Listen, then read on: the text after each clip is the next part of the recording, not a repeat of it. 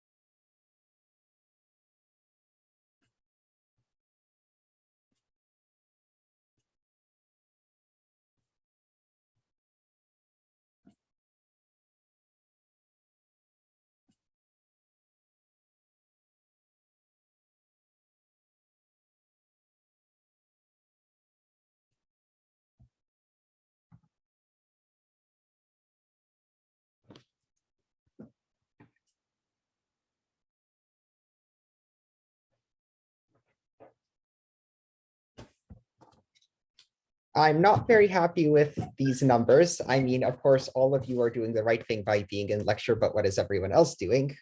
Hints to the people watching the recording. But let's get started. So first off, does anyone have any questions?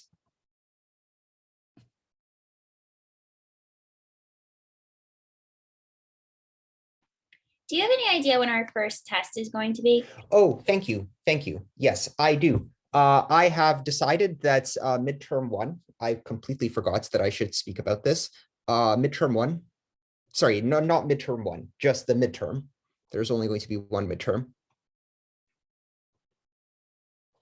It'll be a take-home exam, 24-hour take-home exam.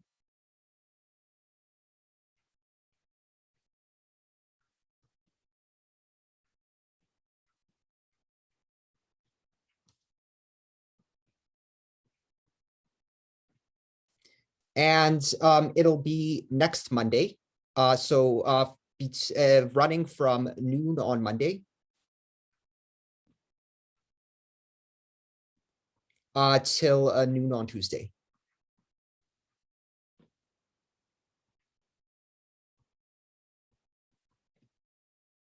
And these are noon, not midnight.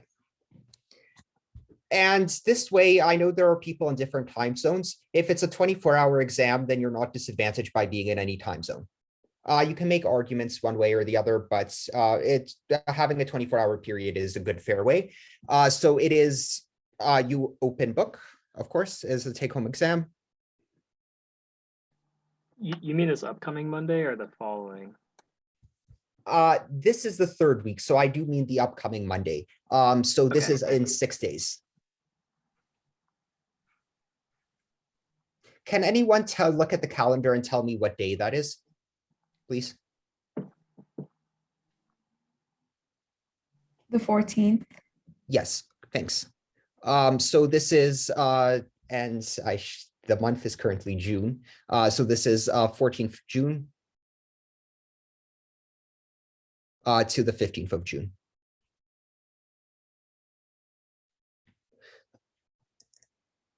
So I was going to decide whether this would be a take-home exam or a proctored exam based on the submissions and whether I thought that there was any copying from online sources on the submissions.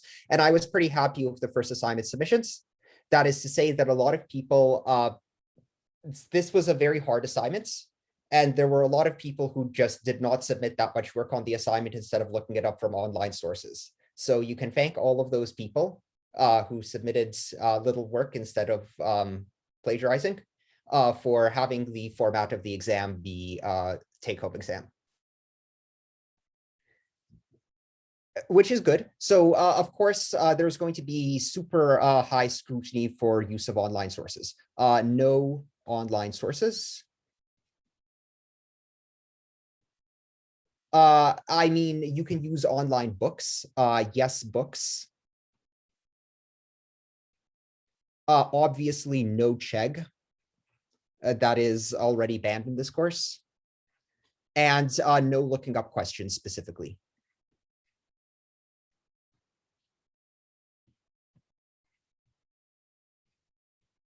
But yes, lecture videos.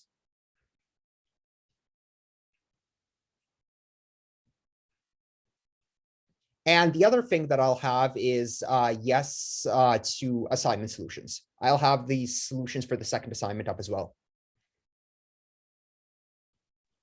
Are you able to tell us what the average was for the first homework? Okay, so I have graded exactly 12 of the assignments, but the average of 24 that were submitted, but the average was less than 50%. So I can't tell you the exact average, but I can tell you that it was around 40. Homework 1 average, and this is in progress. So for the half of you who have received your assignment, you will have noticed that I wrote a lot of things on it, and this takes a lot of time. So it is around 40%. And recall that I will curve this substantially.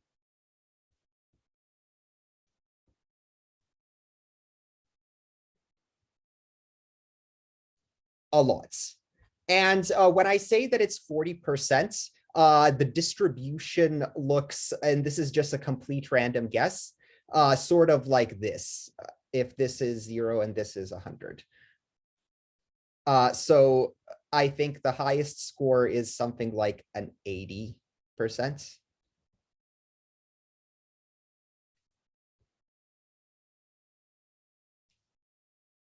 No, that's wrong. Then okay, so let's just do cumulative. Okay, no, fine. So there are a few scores here, then a few scores here. Okay, I'm just bullshitting right now. This is not exact. And then a lot of scores here. But I think that these scores skew the average up.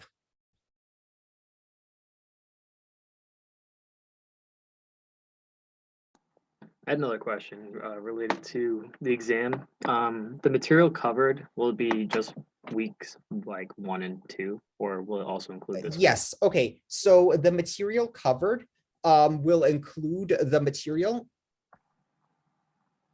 will be up to, it will include today's lecture, and it will include part of Thursday's lecture. So the material will be up to FTC part 2. Which means including today's lecture.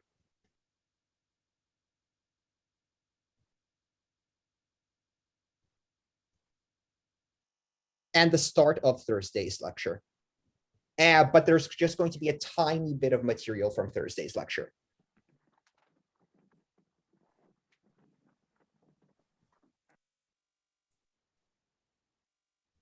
I have a question going off of that. Is that how long do you anticipate the midterm taking us? How long should we plan to?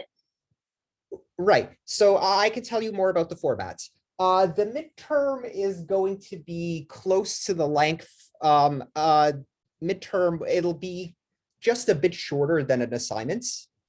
And it'll have questions, so it'll be similar to the assignments.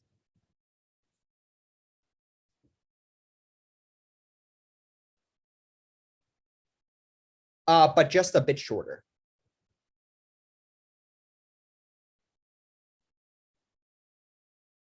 But it won't be substantially shorter. So it'll be more than half of an assignment. Let's say greater, let's say around 2/3 of an assignment.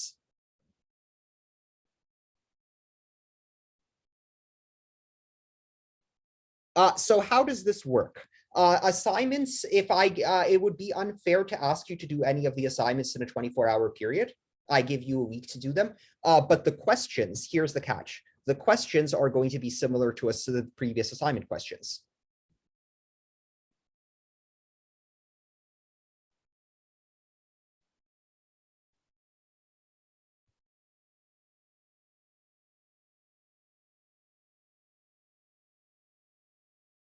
So most of the time that it should have taken you to complete the assignment was figuring out how to do the questions.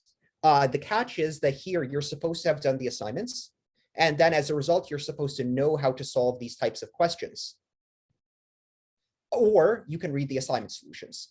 But the point is that the way take-home exams work is that you should have learned how to solve this type of problem on the homework. And so I can ask you to solve the problem again, and it should take you less time.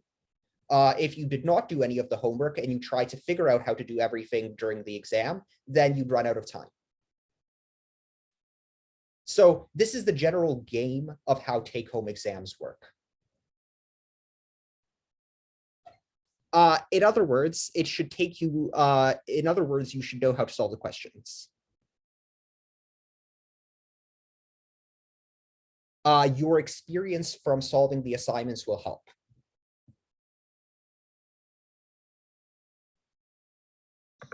Quick question. Mhm. When you say up to FTC part 2, does that mean including it or not? Yes. Okay. Yes. So I will in a second draw what's the ending point of the material is. I'll tell you in a second. And let me finish the sentence. In other words, your past experience makes these, let's say these make these questions go quicker. Easier to solve, quicker to solve.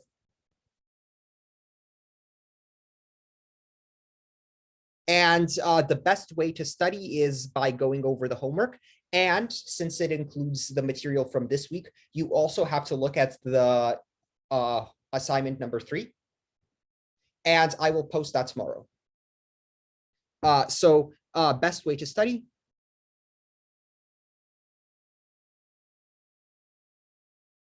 Is go over the assignment solutions. Go over the assignments and their solutions. Will you have a assignment solution for homework 2? Well, homework 2 is due tomorrow at midnight, right?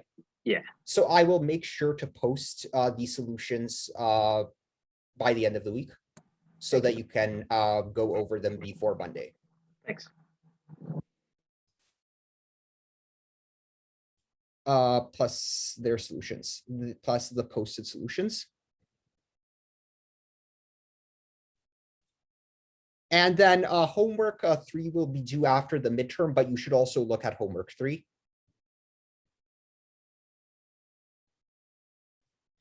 And now, okay, the numbers are up. When this lecture started, I only had 8 other people in the call.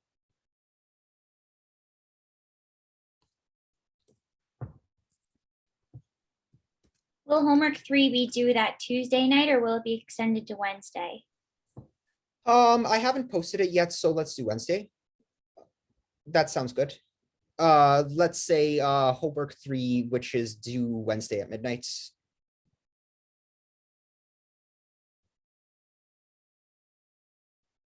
(11:59 p.m. to disambiguate the day.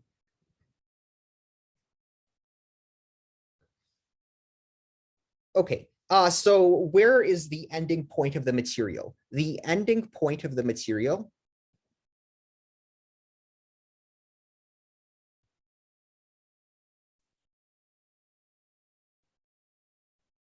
and we'll see this in a while, so we haven't seen this yet, will be questions of the form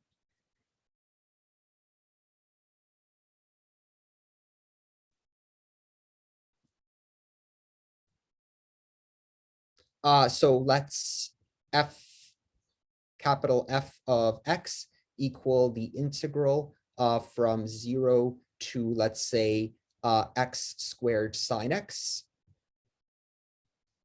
So notice that the upper bound has this of something like cosine squared x dx, and then the question, sorry, cosine squared t dt. And then find f prime of x. So this we will do at the start of Thursday's lecture. So we'll do this at the start of Thursday's lecture.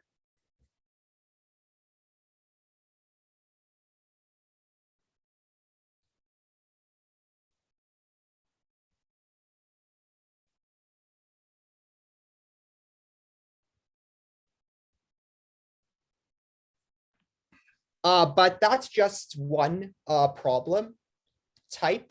Mostly it's going to be up to today's lecture, but we're including the material on today's lecture. And I should also tell you that I'm going to, assignment 1 is also covered. Now, assignment 1, it was too hard, so I apologize for that. The average was 40%, and that's being skewed up by the people at the top. If you remove the people at the top, then the average falls less than 40%. So I expect everyone to do, I expect grades to be much better on homework 2 than homework 1, because homework 2 is just direct calculation. And the problem with homework 1 is that you have to have a lot of insights and you have to understand some complicated things. And if things just don't click, it just becomes impossible to do the homework. And so for some people, it's just impossible without a lot of additional context. I mean, okay, something, it was not a good assignment. Assignments 2, I think, is a good assignment. And if you didn't do well on homework 1, don't worry. But you should expect that you can do better on homework 2. Does that reassure anyone? But definitely, try your best on homework 2. And a lot of questions on the exam are just going to be straight up integrals. But I'm also going to have a question that asks, there is going to be a Riemann sums question. Homework 1 had 2 Riemann sums questions, so I have to put a Riemann sums question on it because we spent some time on it. There will be a Riemann sums question.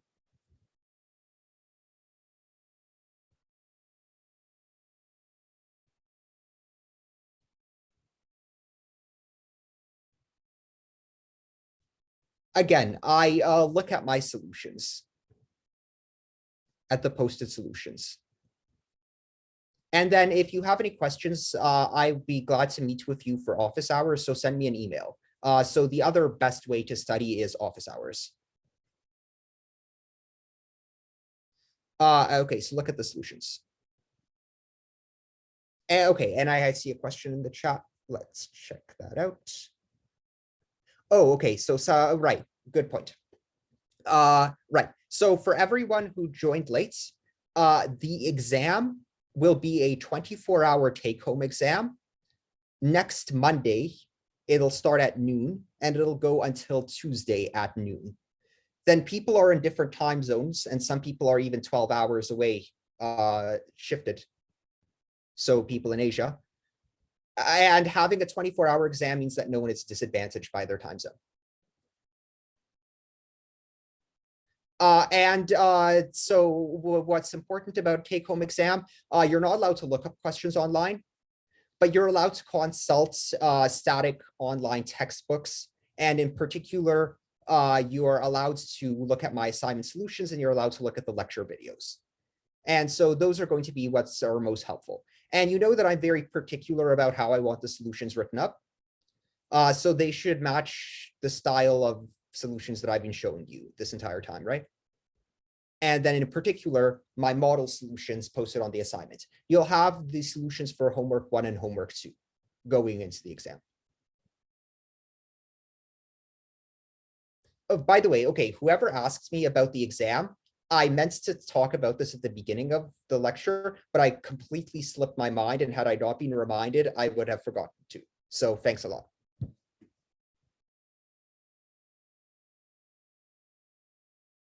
Okay, any other questions about the exam?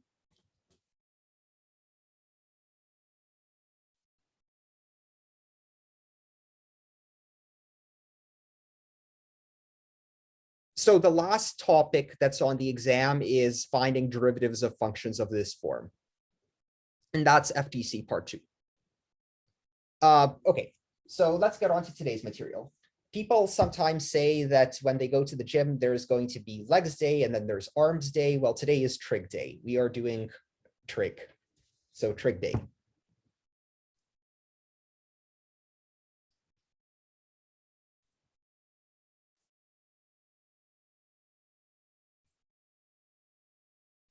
And there is going to be, wow, so much trig.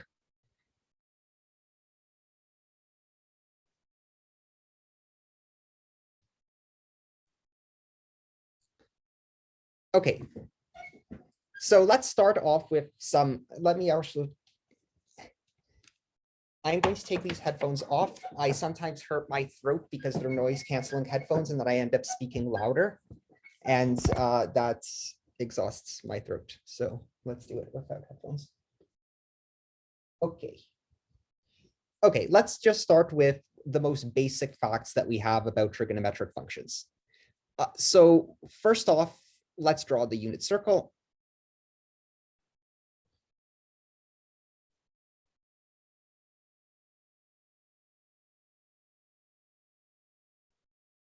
Then let's say that we take some measure of arc length.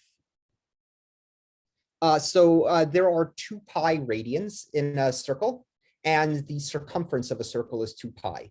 So radians are a measure of arc length. Now, let's say you draw the unit circle and then you take a piece of string and you wrap it around the circle and you measure that it's a certain length in units.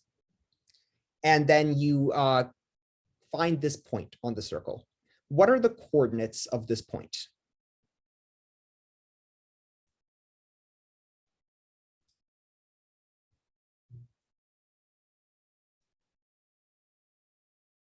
Anyone? Is it a cosine theta, sine theta? Exactly. So if you had a ruler and a piece of string, you could draw a circle just by pinning the string in and wrapping it around, maybe like a makeshift compass. And then if you were able to wrap the string exactly around the circle, then you'd get this. And then you could draw axes and using straight edge, you could find the coordinates and then you could measure their lengths. And then just using a piece of string, you're able to calculate sine and cosine. I mean, not to infinite precision because they're physical objects, but to some precision. And the most basic thing is that this is a point on the unit circle. And the points on the unit circle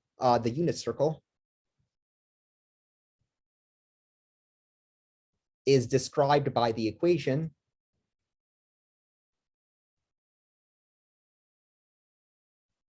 by which equation?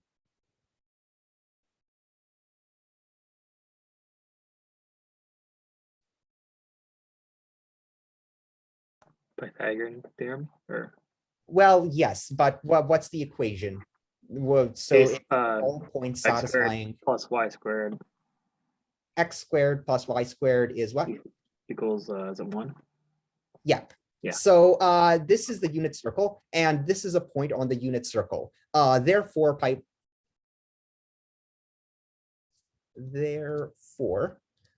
we get the Pythagorean theorem.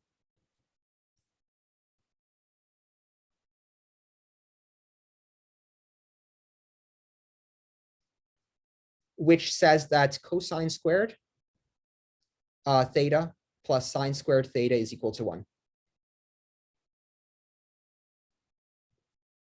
Now, we can divide both sides by cosine squared.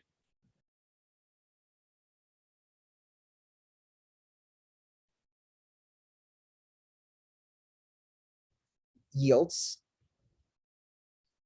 So here we get 1. Here we get sine over cosine squared. And so that's tan squared. And here we get 1 over cosine squared, and that's secant squared. So this is the second version of Pythagoras.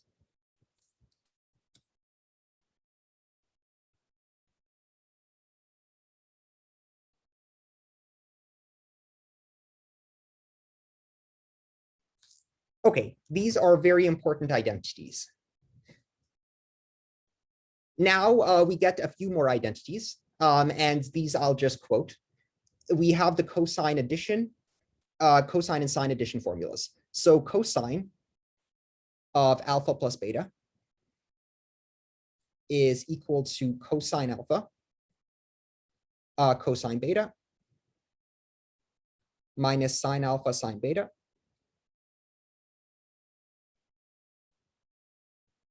By the way, I don't remember these formulas. I derive them in my head every single time. There's a very easy way to derive them using complex numbers, but we won't get into that. But there's like a super mnemonic that you can just do it in your head every single time. And sine alpha plus beta is cosine alpha sine beta plus sine alpha cos beta. Now, in particular, for special cases of these are the double angle formulas. When alpha equals beta equals theta, then we get cosine of 2 theta equals what?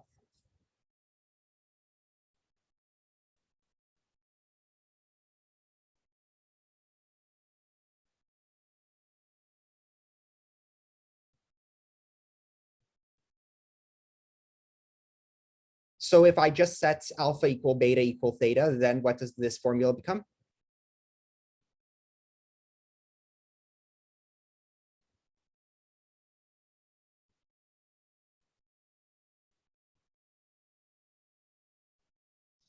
Anyone?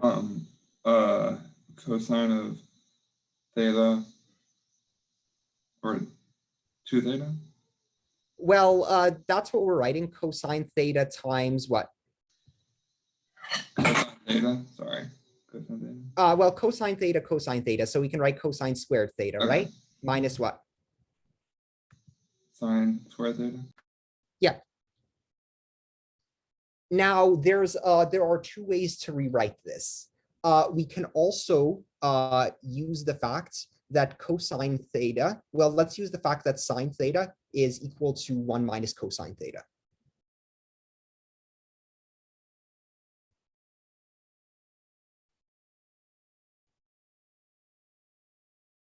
So this is by Pythagoras. And so that's equal to 2 cosine squared theta minus 1. Or alternatively, we could write cosine squared as 1 minus sine squared. Minus sine squared. And then we get 1 minus 2 sine squared theta.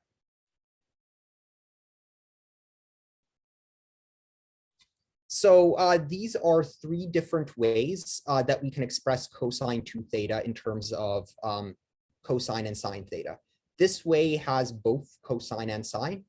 This way just has cosine and 1 of cosine or 1 of sine. And so sometimes when you're doing integrals, you'd want to express everything in terms of cosine or sine. And that's why all 3 formulas are sometimes useful. Well, I haven't explained why this one is sometimes useful, but we'll see that in a second. Okay, and then if we look at the formula for sine, sine 2 theta is equal to what? What does this formula become?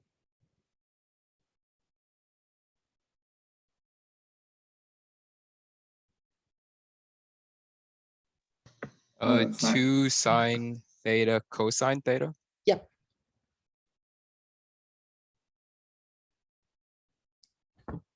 Okay, my computer is distracting me because my MacBook is trying to land. MacBooks like trying to land, so noise canceling headphones it is. Good. Okay, so these are our basic trig identities. You should remember these trig identities always. They are first off Pythagoras, then the tan and secant version of Pythagoras, And then more useful than the addition formulas or the double angle formulas. Okay, so let's just do some integrals that use these identities. So integrating using trig identities.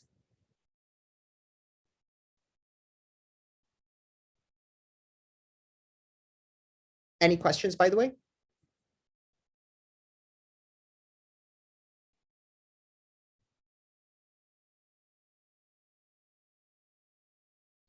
Okay, so this entire lecture is delivered using British high school textbooks. I may have told you, I told you a few things about these books last time. Well, you're going to see that British books are very good and they like to teach a lot of tricks.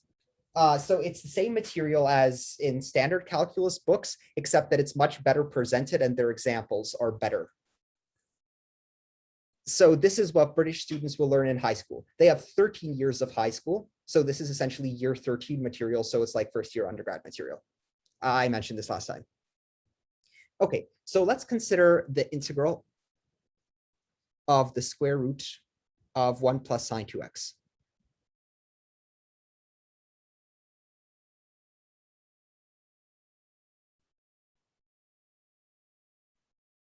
So if we look at these identities, then we can say something about so we know something about, we know that 2 cosine squared theta is equal to cos 2 theta plus 1.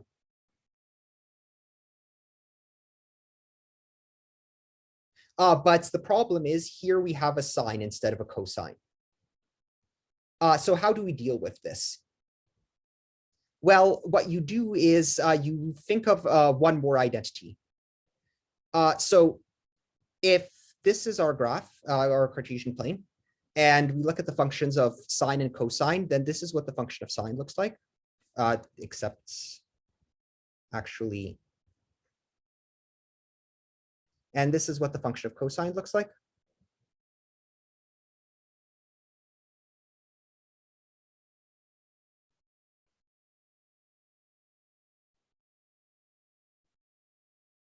Okay, so this is cosine, and this is sine. And what we see then is that if we look at sine of x, we can evaluate sine of x by evaluating cosine at a different point. So if I want to evaluate, for example, sine of pi over 2, I could evaluate cosine of x minus pi over 2, right? So this refers to the fact that the cosine function is just the sine function shifted by pi over 2.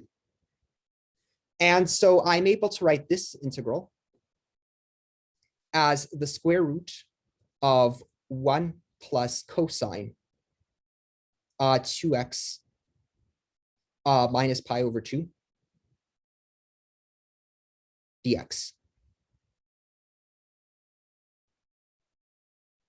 Now, this is not currently in the form of double angle because it's cosine 2x minus pi over 2.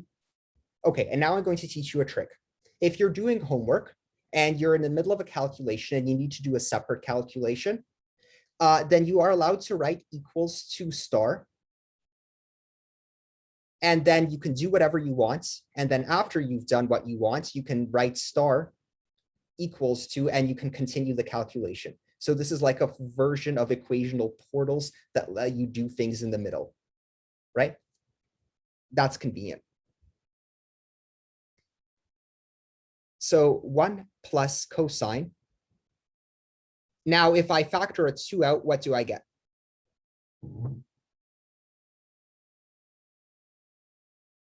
X minus what?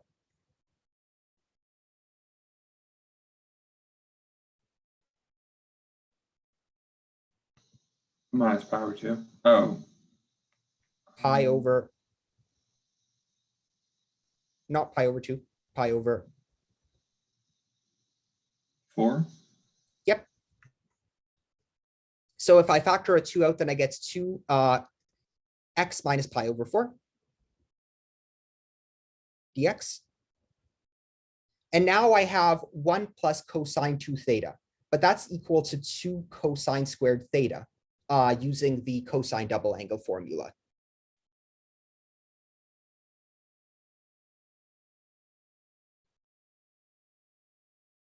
Two cosine squared x minus pi over 4.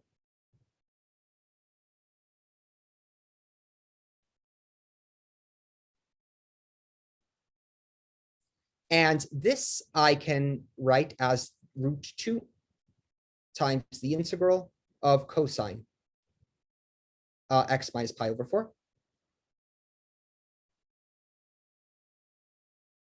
And then this integral I can solve by inspection. What's the antiderivative?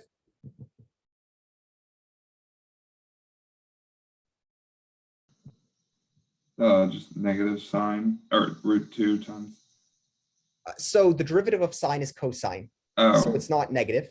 It'll just be it's- sine. yeah, sine of x minus pi over 4. Exactly. That does not look like a 4.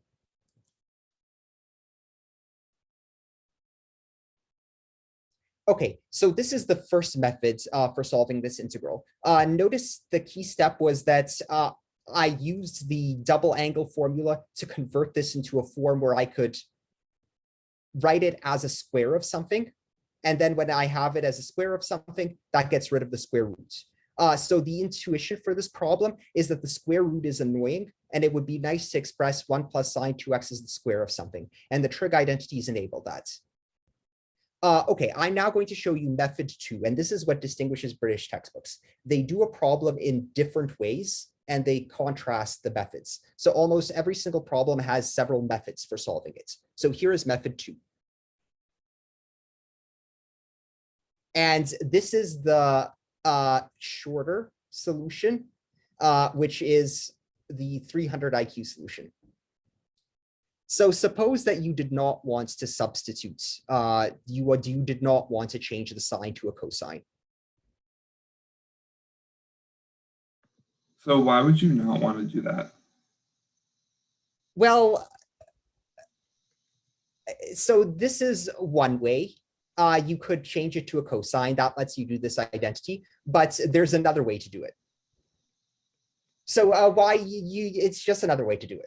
It's a very clever way. It's a shorter solution. You'll see. You'd only do this if you knew the trick, but it just shows you that you can do certain manipulations. So let's suppose that we use the sine double angle formula. So we can write this as the square root of 1 plus 2 sine x cos x.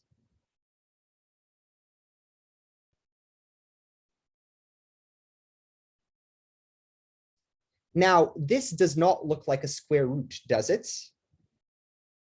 But this term 2 sine x cos x, it looks like the cross term of a certain expansion, doesn't it?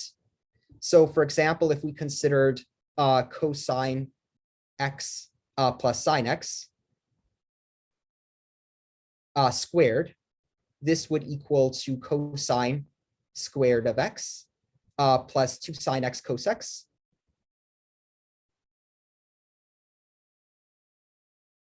Plus sine squared of x.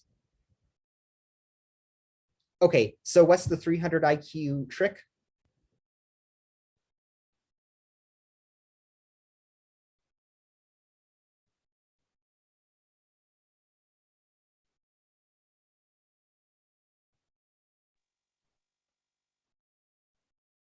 Does anyone see?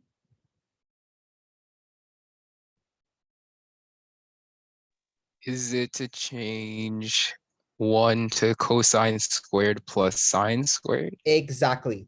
So by Pythagoras, cosine squared plus sine squared is equal to 1. So this we can write as cosine squared x plus sine squared x. So we've rewritten the number 1 as Pythagoras.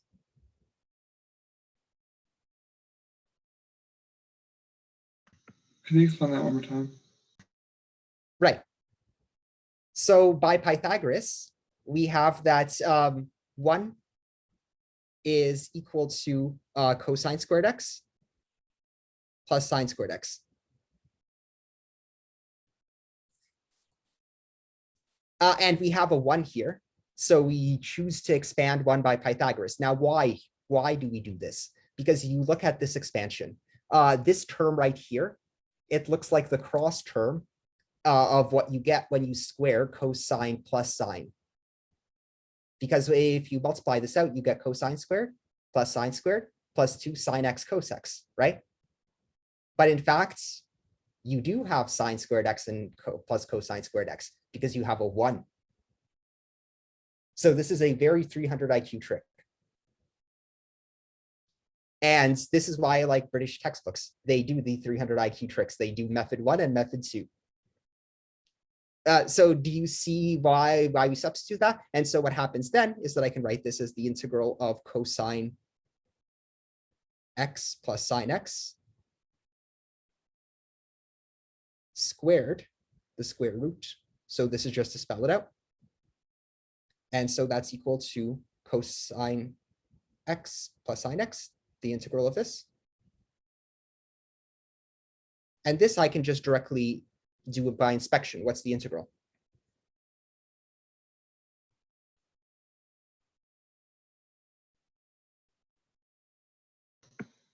Sine of x plus or minus cosine of x Minus, good. Cosine of x plus c. plus c.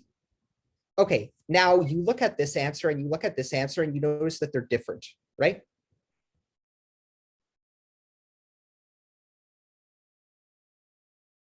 Well, so if you think about homework 1, question 8,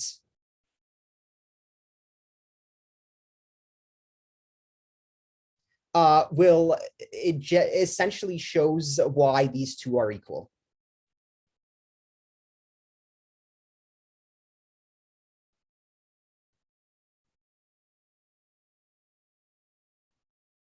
So you can look at the solution, but these are in fact equal. These are in fact the same function.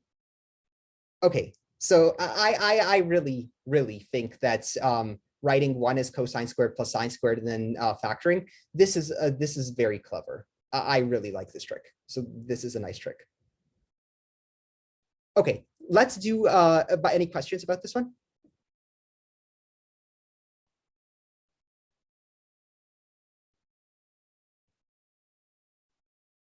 Let's do a really classic integral. So this is a very famous integral. Let's say we're trying to integrate cosine squared x.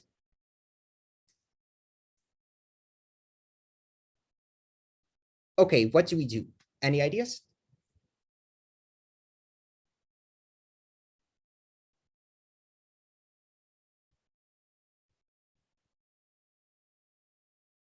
Scrolling back up to the identities, which identity do we use?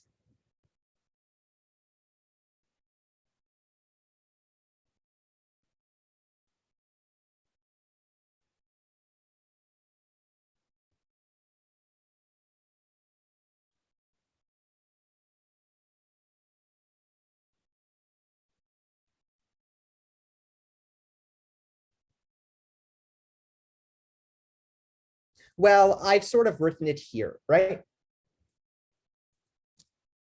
I saw a joke online that said that online lectures are becoming like episodes of Dora the Explorer. The teacher asks a question, waits 10 seconds, and then answers it themselves.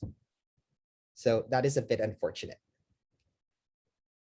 Okay, well, but so we have that cosine squared x is equal to 1/2. If we look right here, cosine 2 theta plus 1.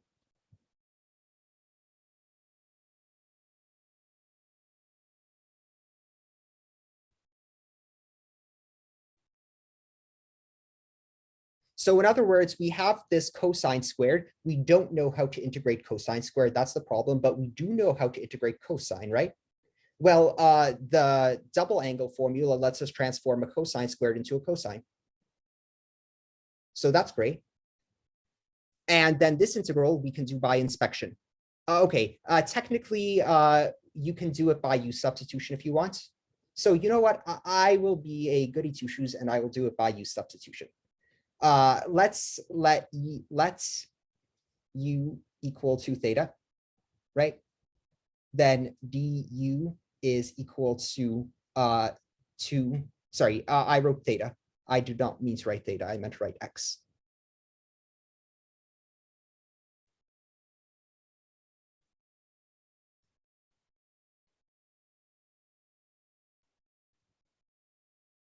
So du is 2dx. And if I do the substitution, what I get is that du is dx. Okay, so dx is du over 2. So I get another 1/2 factor. So I get 1/4 overall integral of cosine what? U. Yep. Then the 1 is still 1. Du. Let's put parentheses here. Okay, this integral we can do by inspection. What is it? Sine U plus X Good. plus C. Yep. And then we always keep the plus c at the end without any prefactors to it, just plus c. Okay, now we substitute back. And then we get sine 2x. Sorry, this shouldn't be ax, this should be a u. It's a typo. Sine 2x plus 2x. And we can rewrite this as plus c. If we want 1/4 sine 2x plus half x plus c. Let's just see if I did that right. Looks good. And if I want to, I can rewrite it not in terms of sine 2x. I can rewrite it in terms of sine x, because the original problem was in terms of cosine, right? So it's better to write it in terms of sine and cosine. Then I can write 1/2 sine x cos x plus 1/2 x. So I think that the second form, it looks like a better answer than the first form, because the original problem did not have 2x in it. And also the 1/2 degree. So this is a very classic integral. If you have even powers of cosine or sine, this trick works.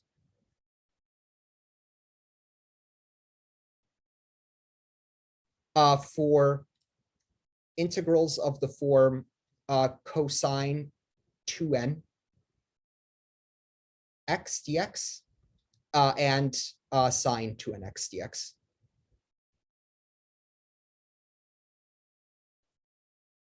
Where for this one, first you do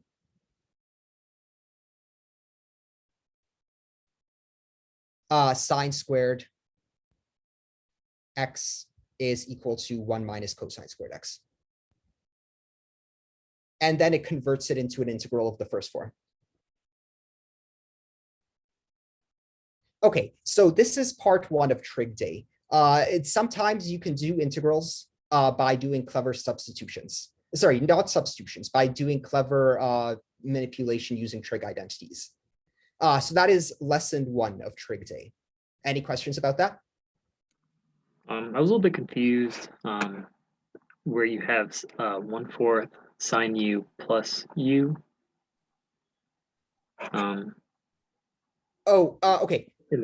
And I also got a private message asking me about some corrections. So let's see if these are about the same thing. Okay, let's see. So where did I get the 1/4 here? Sorry, where did I get the 1/2 here? Bianca, were you asking about this 1/2? Yes, the first part. Okay, right. Let me explain that. So we have the identity that cosine 2x is equal to cosine squared x minus sine squared x. And if we wanted to write that entirely in terms of cosine, then we could write sine squared as 1 minus cosine squared. And then what we get is that this is equal to 2 cosine squared x minus 1. So in other words, if I rearrange this, now using an implies arrow because I'm rearranging this equation, I get that 2 cosine squared x is equal to cos 2x plus 1. And then doing it one step further, cosine squared x is equal to 1/2 cos 2x plus x. Cos 2x plus 1. So that's where this 1/2 comes from, right?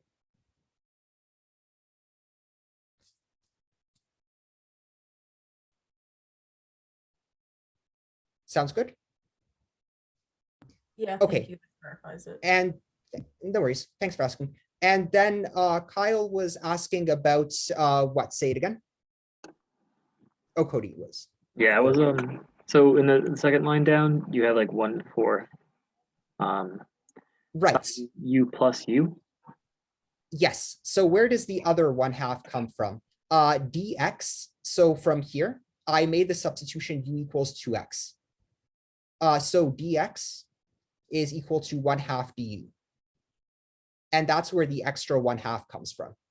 Right. Yeah, I was more talking about like so at first you had cosine u plus 1 du, and then it would turn into sine u plus u. Oh, okay. So yeah, I just thought it would That's be the antiderivative. oh, because you have to write it in terms of u. Well, so this is me rewriting it in terms of the u. That's this step, right? Right. Okay.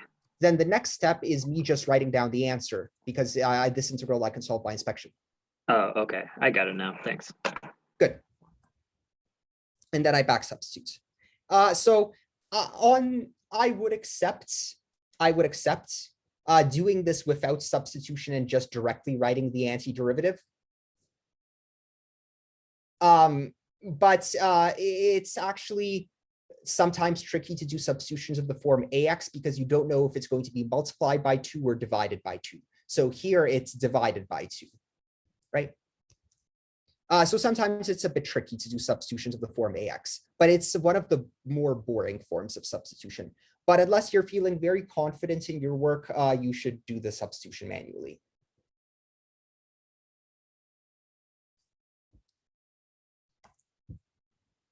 Any other questions?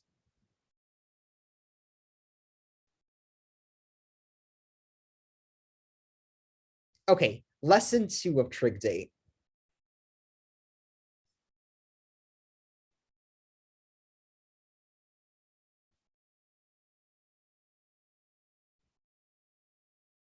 And this is what I call, it is the 300 IQ tan half angle substitution.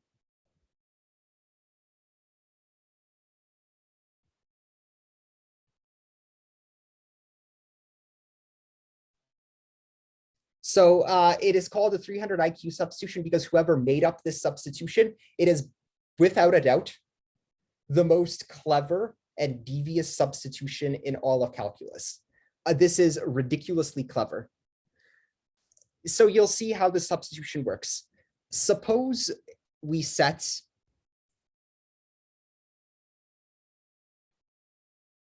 u equal tan x over 2.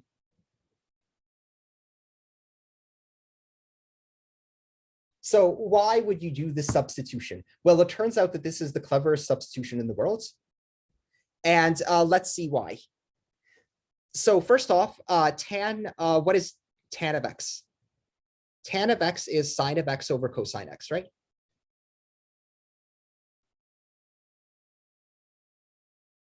Then I can use the double angle formula for sine, and I could write this as 2 sine x over 2, cosine x over 2. And I can write cosine now using the first form in terms of both cosine and sine as cosine squared x over 2 minus sine squared x over 2. Then what I can do is I can divide top and bottom by 1 over cosine squared. So the top becomes 2 tan x over 2. And the bottom becomes, well, cosine squared cancels, so I get 1 here, minus sine over cosine is tan squared x over 2. And in terms of u, how do I write this in terms of u?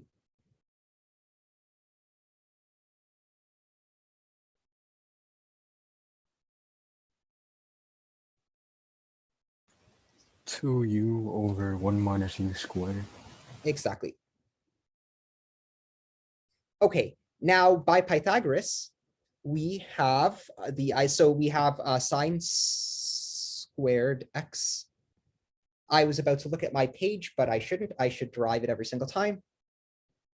Sine squared x is equal to 1. And so that implies that tan squared x plus 1 is equal to secant squared.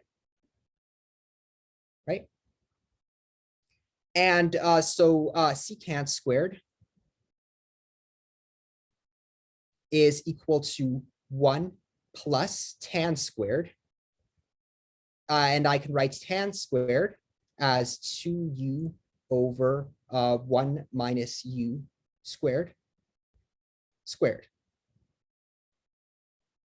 And so rewriting this as a fraction where the denominator is 1 minus u squared, I get 1 minus u squared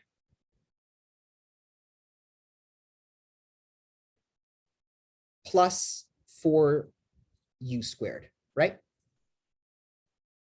Any questions about that?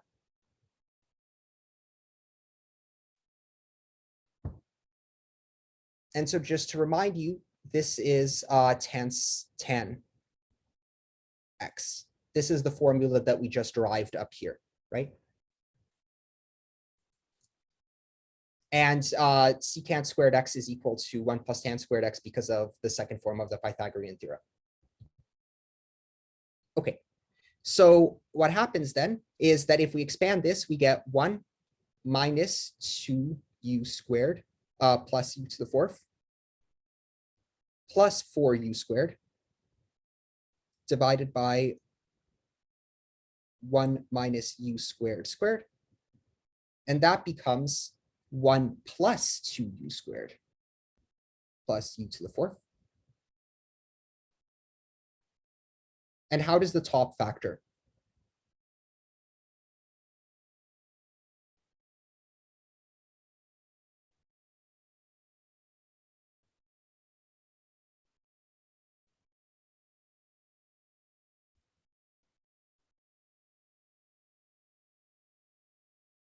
One plus u squared. Yep, squared. Right?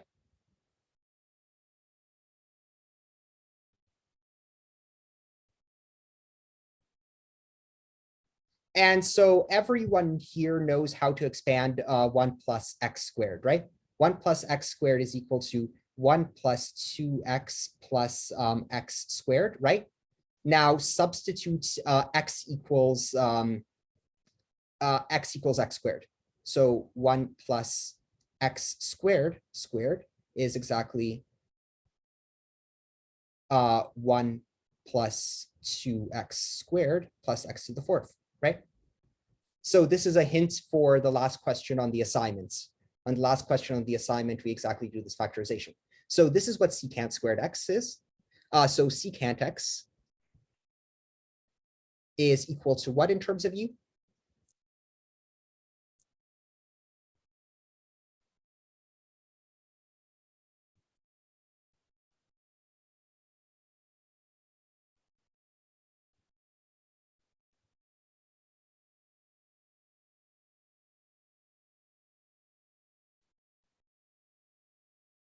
So we figured out what secant squared is. What is secant then?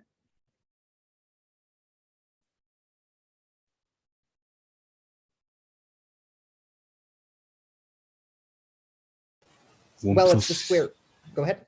1 plus u squared over 1 minus u squared. Exactly.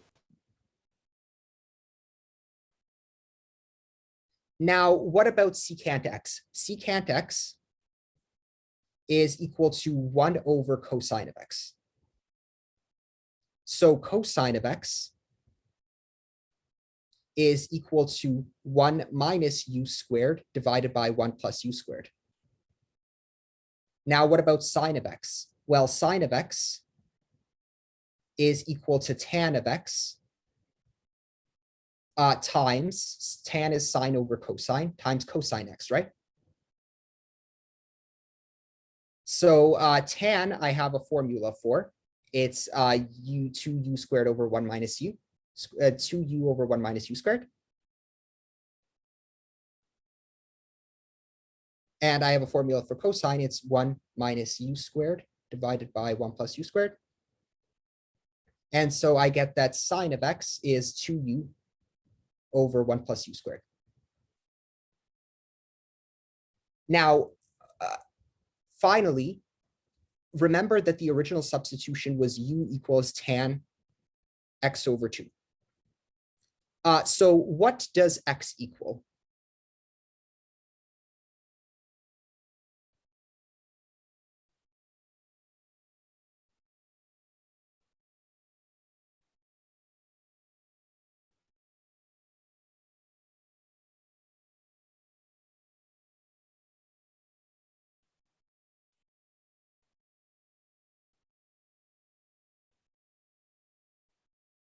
In terms of u, how do I solve for x?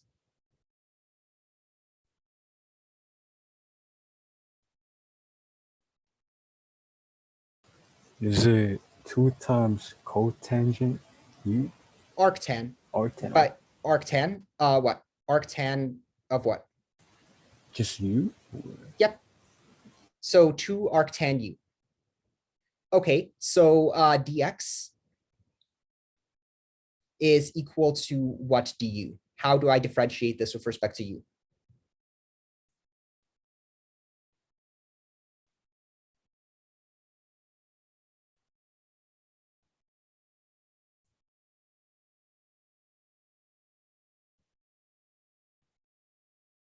What's the derivative of arctan u du with respect to u? 2 over 1 plus u squared. Exactly. Okay, good. So in summary, here is the conclusion.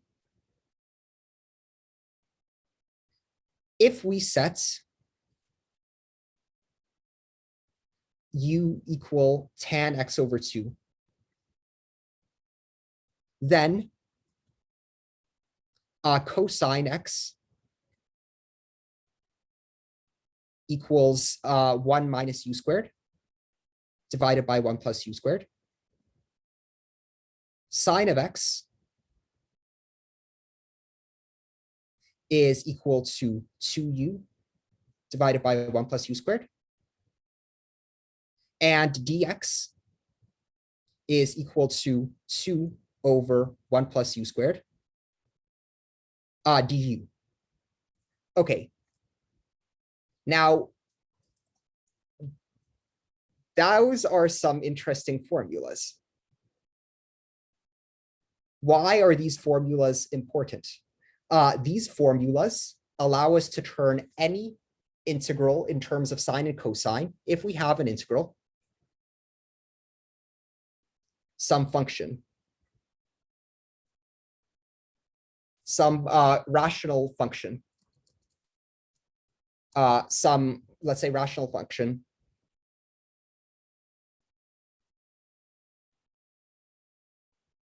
of sines and cosines, then this turns the problem into a rational function.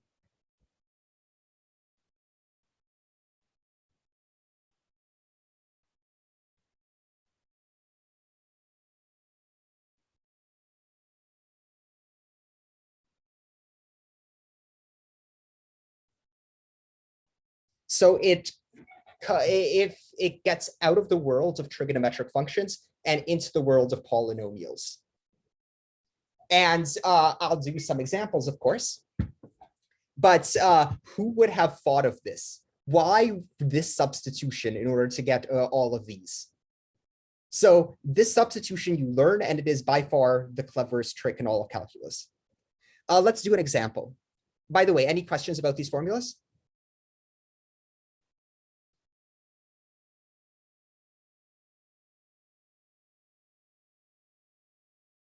So we started off with this, and then we said, what happens if we set this? Well, then we did some manipulation, and we found that sine and cosine of x could be written in terms of u, and dx could be written in terms of u. And these are the formulas. Okay. So let's do the integral.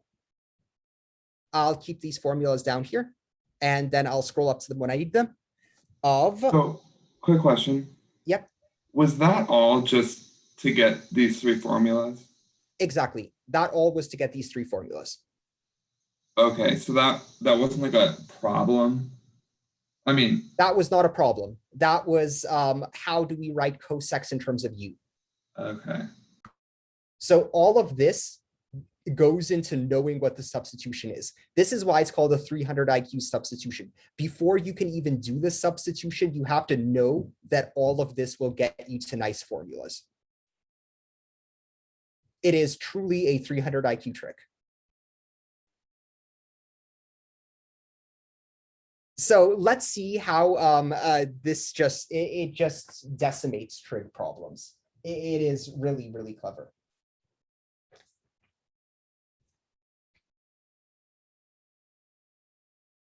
Okay, so let's do the integral of cosecant x.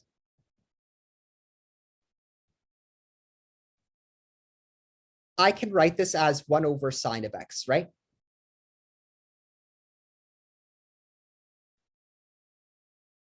So this is a rational expression in terms of sines and cosines, right? Now, when using the tan half angle substitution, how I'm going to ask you to do those substitutions is just write one line. You just write the line, let's u equal tan x over 2. You don't write what du is because it's sort of, we have it from this formula. So you write let u equal tan x over 2. So only for this substitution, you do not have to write what du is, because du is given by a formula that you already know. So you just write this. Okay. Wait. Sorry. The tan x over 2, where does that come from? This comes from the 300 IQ substitution. That is the 300 IQ substitution. Oh, okay. So we are going to use the 300 IQ substitution. Where does it come from? Who knows? You need a IQ of 300 to figure out that you need to use the substitution. Oh, so it's always going to be that tan of x yes. over 2? Okay. So it is, this exact substitution works. It just works. It's magic. It is often, if you type in, let me just go to Wikipedia quickly. I'm going to go to open a new tab, and I'm going to type in into Google magic substitution.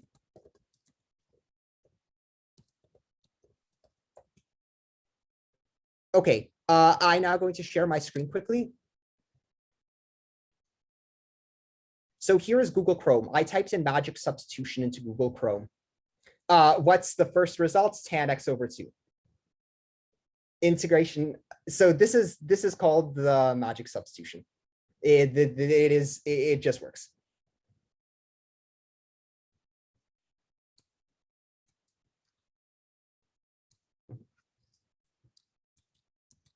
Okay, so by the magic substitution, then what happens?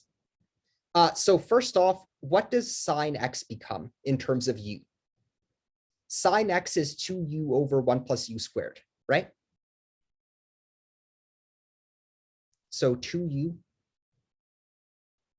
over 1 plus u squared.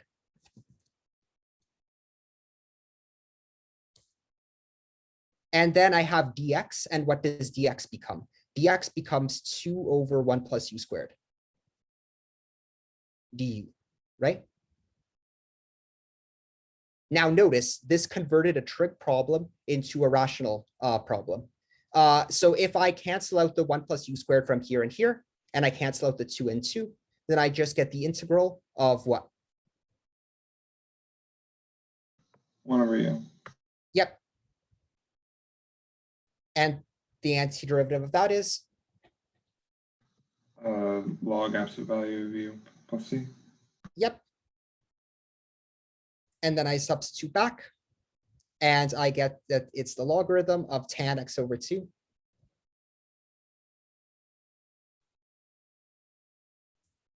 Isn't that magical? Well, why would you ever think to use the substitution? So you have to know this substitution, and this substitution comes with these formulas. So whenever we like have an integrand and then like we want to express it in terms of sine and cosine, we can use that substitution. So if it's already expressed in terms of sine and cosine, then that substitution turns sines and cosines into rational functions. So all of the sines and cosines magically become rational functions. And then as we're going to see, in general, what you get is a partial fractions problem. So let's do, any questions? I have one question. Mhm. Actually, no, never mind. I got it. Thanks. Okay, that's fine. Okay, next example of the 300 IQ substitution. Again, colloquially, it's called the magic substitution or the tan half angle formula. I personally call it the 300 IQ substitution. Let's say we have the following integral. So 4 plus 5 cos x.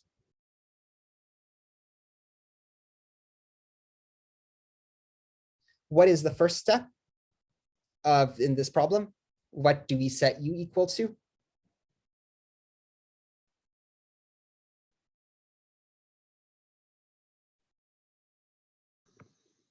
Tan of x over 2.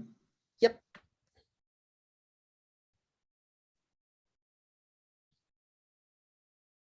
Okay, so let's see what this becomes. So this becomes, I am going to write 1 over, then I have a 4, and then I have a 5, and then I have cosine. So cosine, it's 1 minus u squared divided by 1 plus u squared.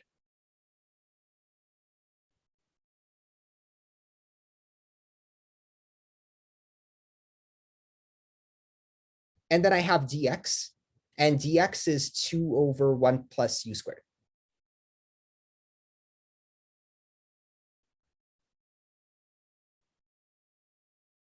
Right? So always remember that this comes in when you replace dx. So in general, when you do substitution, don't forget about this factor right here, right? That comes from this. Well, okay, so good. This multiplies and this clears this denominator. So we get the integral of 2 up top, 2 dx. And at the bottom, I get 4 times 1 plus u squared plus 5, 1 minus u squared. Is it du on the top or dx? Thanks. Typo. Good. Du. Okay. And so this becomes 2 du. You know what? Should I put the 2 out? Yeah, okay, I'll leave the 2 in there. I usually take it out front, but I think I won't take it out front this time. I'll leave it in. So I get, what do I have for here? 4 plus 5 is 9. And then 4u squared minus 5u squared is minus u squared. I will take the minus sign out.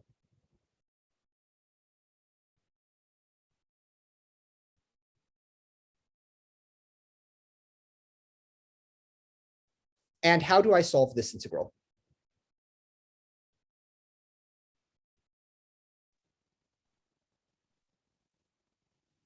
What technique do I use? This is on your homework too. Partial fraction. Yep. Okay, so let's do, now notice the trick that I taught you before. If you want to pause a calculation and do something else, like a partial fractions decomposition, you can write equals to star, and that's a portal. You open the portal here, then you do stuff here, and then you close the portal here, or open another portal here, and then continue this calculation. So we're going to interrupt this calculation by putting a portal, and then we're going to do the partial fractions decomposition of this.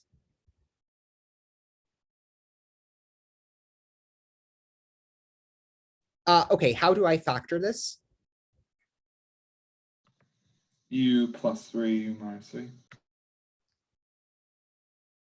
Times U. Minus 3. Good. And so what does my partial fractions decomposition look like? A over U plus 3 plus B over U minus 3. Good. Now I'm going to do this using the second method. So the first method would be to multiply cross and then set values equal to. I'm going to do the equating coefficient method. So I'm going to cross multiply.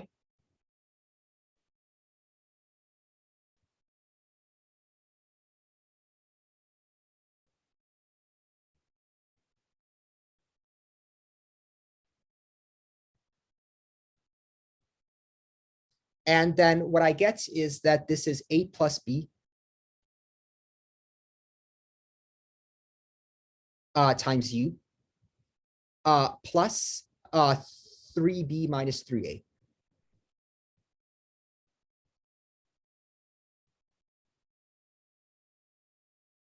Right? No, yeah, 3B minus 3A. That's right.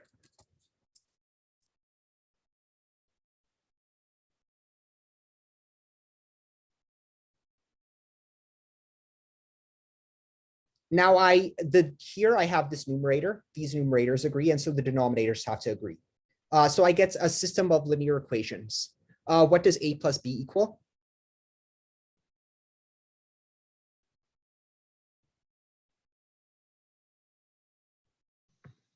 Zero. Yep. And what does 3B minus 3A equal?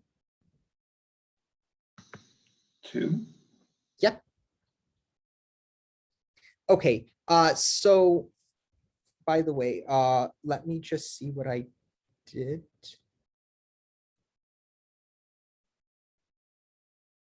Okay, no, that checks out.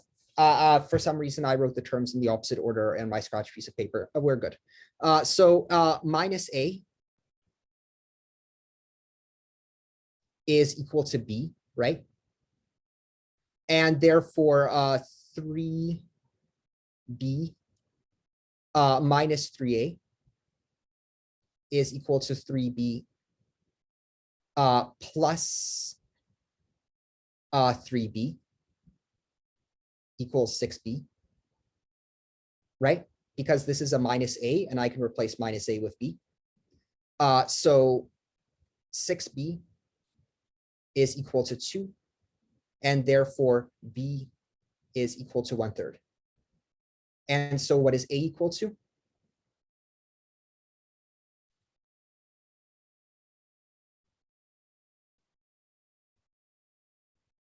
Negative 1/3. Yep. Because of the equation A plus B equals 0. Or A equals negative B. Okay, so what we've concluded from all of this is that 2 over U squared minus 9 is equal to, I'm going to group the 1/3 factors here. Now I'm going to put the B term first because it's positive. So 1 over U minus 3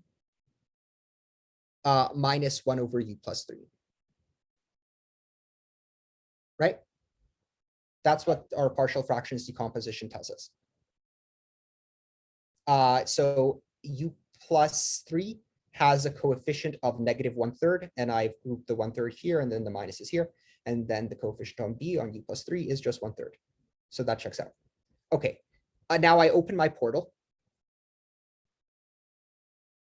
So this was the integral of minus this expression, right?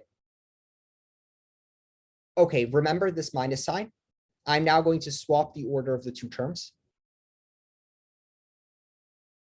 I'm going to keep the 1/3 outside.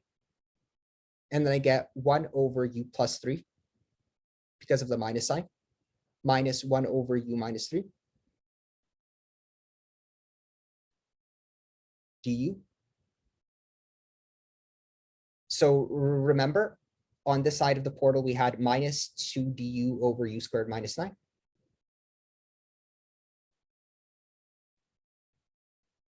When you flip it, this the sign doesn't change. Like So the sign does change. It absorbed this minus sign. in the middle. Well, this times -1 is plus this minus this, right? Oh, okay. So that's why and then I write the positive term first, so that I don't have to write minus plus to save myself from writing a sign. This is the most aesthetic way to write the answer. So I'm doing some manipulations in order to make it look pretty. But you can check the algebra. And so when you're writing up your work, in general, when you get to a partial fractions question, you can put equals to, you can open a portal, then you can do the partial fractions decomposition, then you can open the portal again, and then pull the reasoning through past this middle section, which is unrelated to this string of equalities. Let me drink some water.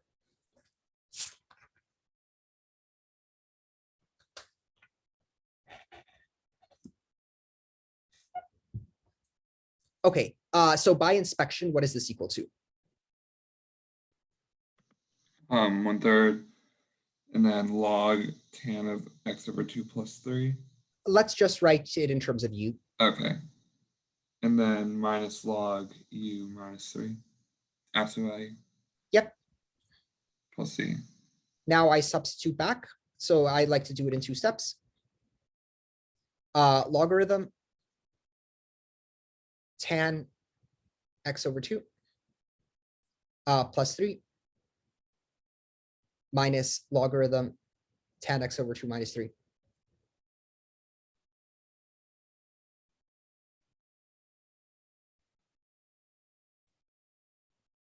So bam, we've solved this integral. So the original integral was this, just 4 + 5 cos x. Now the tan half angle formula turned this integral, which is a rational expression in terms of sines and cosines, into a rational function. And then rational functions we generally solve by partial fractions. And then we get the answer. So it's a magic substitution. And again, making up the substitution on the spot is a 300 IQ move, but you don't have to make up the substitution on the spot. It's a specific substitution, and that is lesson 2 of Trig Day, this substitution, the tan half angle formula. Well, the tan half angle trick, the magic substitution. Any questions about this?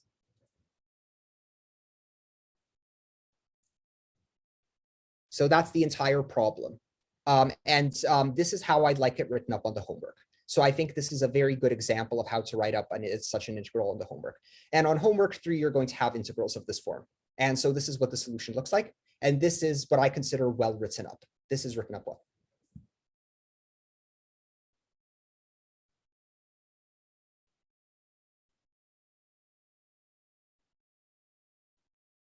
Okay, it's time for a break, of course. So let's see. It's 25, so we're going to resume at 7:40.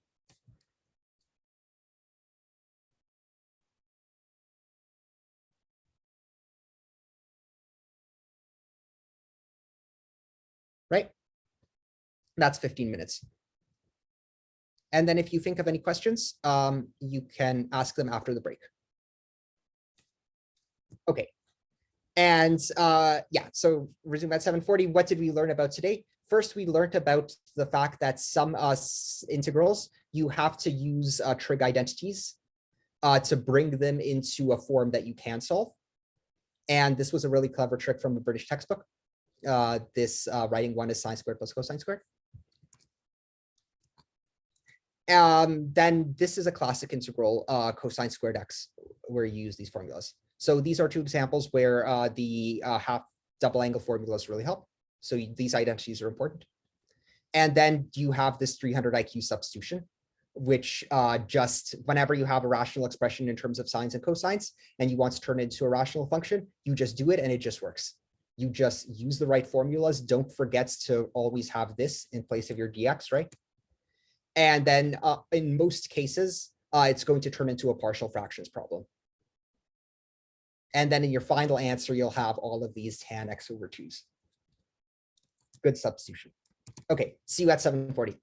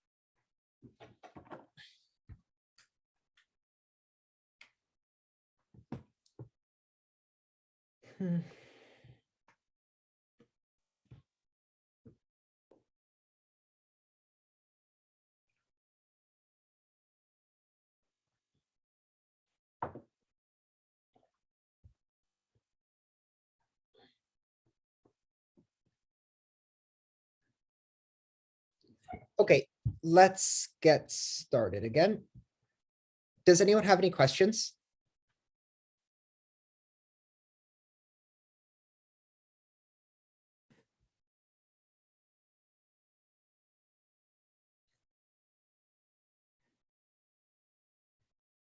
So now I just want to make a quick interlude.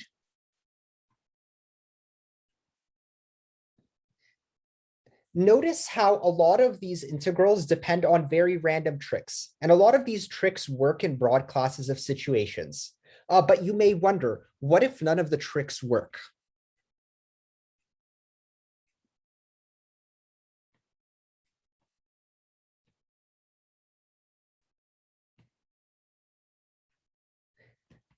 In other words, are there any situations that are not covered by the tricks that we have? Well, so as it turns out, consider the integral of the square root of sine of x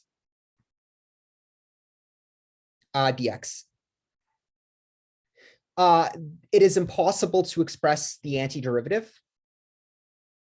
The antiderivative of this function, this integral, cannot be expressed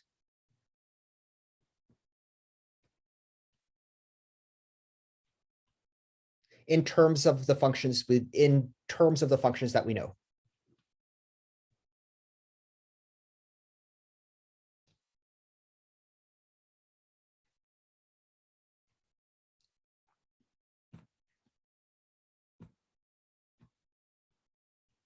In other words, as far as integration problems are concerned, this problem is impossible.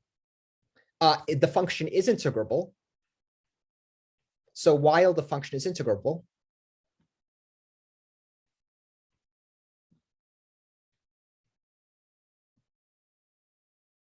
the problem of finding a formula is impossible.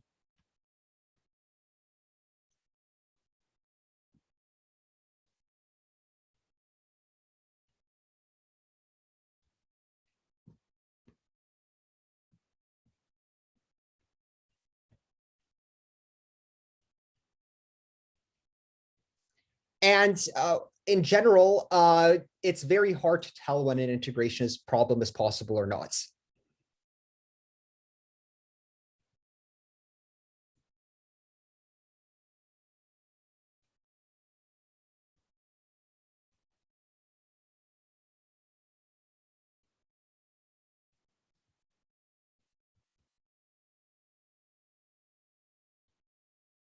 And in general, the actual integral of this function, we introduce a function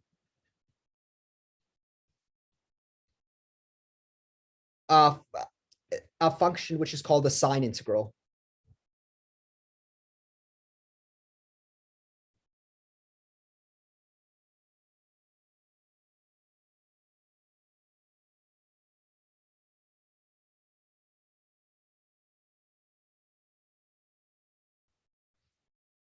Sorry, sine t dt.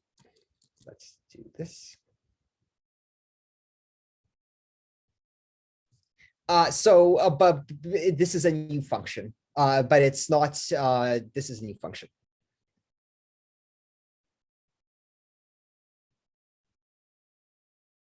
And some calculators have this as a button.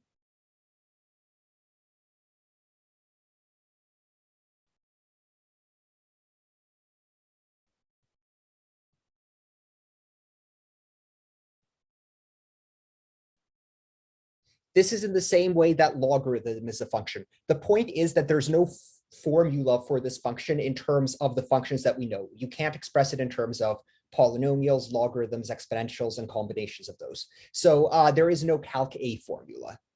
So this is a formula. So to say that this integral is SI is a formula in some sense, but it is not a calc A formula.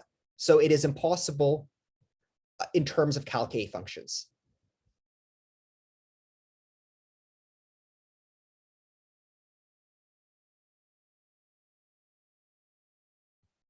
Now, this function SI is not part of the course, but the point of this interlude is to say that some integration problems are not possible, and it's very hard to tell if a problem is possible or not. All of the problems that I'll ask you to do are possible, and that's because they're not random problems. If I wrote down a random function, I would have no idea if it's integrable or not. I would have no idea of where to start with determining it, unless I know that some tricks work. But this is testament to the fact that integration is a very indirect process. If you have a calc A function, then you can always differentiate it. There's an algorithm for differentiating, right? You just apply product and chain rule or linearity of differentiation over and over again, and then the question eventually yields. But the reverse process, it's not straightforward. It relies on just a bunch of random tricks. And there are situations in which the tricks don't work. And that's the state of the game. So you have to live with that. That's the way that life is. Any questions?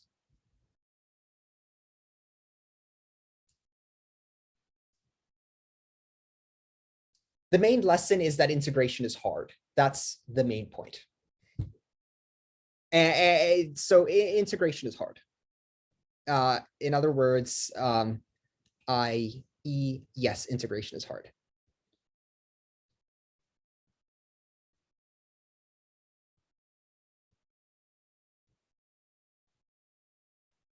No, and there's no direct algorithm.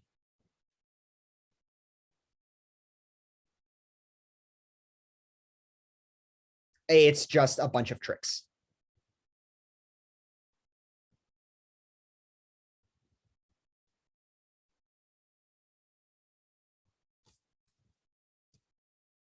Now, if you actually read the syllabus that I wrote for this course, I expressed the idea that calculus courses in undergraduates, they're not actually about calculus. What they're about is learning how to do algebraic manipulations and learning tricks. It gives you a bunch of techniques, and then you're supposed to solve problems using those techniques. And the point then is to train your problem solving skills. It's to train your ability of picking up new tools and using those new tools. So the main point is not the calculus. The main point is not learning how to solve integrals. Computers can solve integrals because they have all of these tricks programmed in. So it's not like someone, this is a very famous line that people say, there is no job on earth where your boss will come in and say, I need these 10 integrals solved in the next hour. That just doesn't happen. But what you learn from this course is how to apply tricks, and that feeds into a general problem solving tool set. And that'll help you in any other course, no matter what you do, even if you never do math again. So the main point is we're teaching you tricks, and you have to jump through the hoops and apply these tricks, and you have to solve problems with them. And that's good. Just learning how to play with things and get things out of things is a very general life skill. And that's why you're required to take Calculus B. And I'm guessing most of you have been required to take this class. Okay, so in other words, this reiterates the idea expressed in the syllabus that this course is really Math Gauntlet B. It is about learning how to do tricks. That's what this course always is about. Sorry if you were led to the impression that it was about calculus, because calculus really isn't the primary object of this course. It's the problem solving. Okay, well, that completes this interlude, and let's do lesson 3 of Trig Day.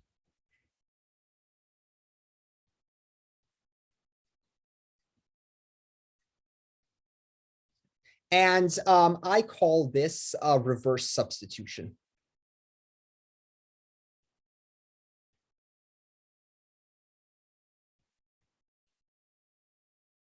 And the best example of a reverse substitution problem is the problem of I want 1 minus, yeah.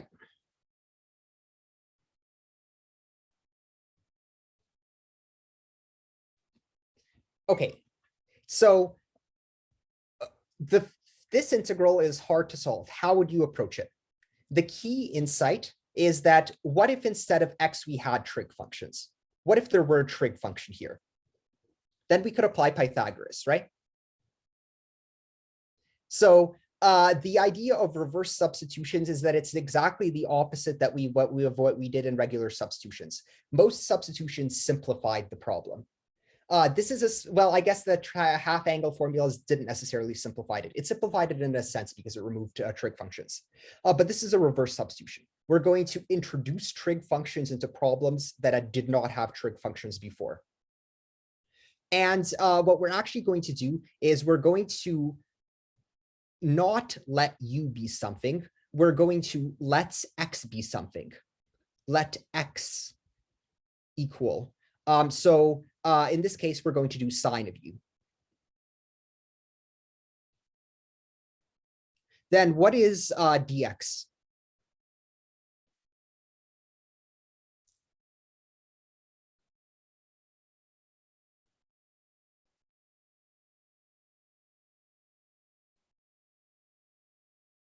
Cosine u, Du. Yep.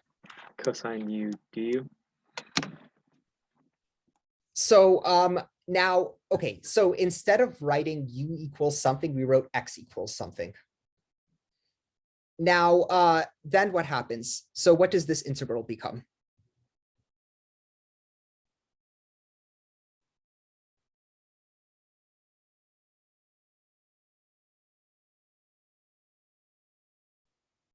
If I make this substitution for x. 1 square root of 1 minus sine of u. Sine squared. Sine u, squared. Times what? Cosine u du. Good. So never forgets that dx becomes something. Okay. Now how do I rewrite 1 minus sine squared? Cosine squared. Yep, by Pythagoras. So the main idea of why we introduced trig functions, the main idea was that Pythagoras would let us write this as a square.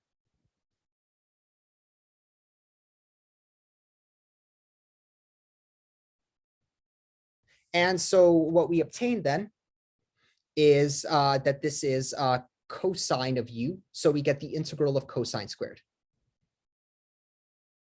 And this integral we did before.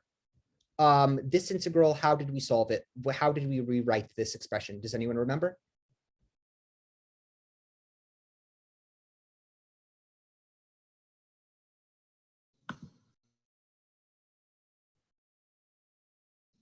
Is that 1 minus sine squared u? No, well, that's, but then we have the integral of sine squared. So that then the question is, how do we solve the integral of sine squared? Then you're going to say, well, we replace it with 1 minus cosine squared. So we need something to get rid of the square. And remember at the start of trig day, we did this integral.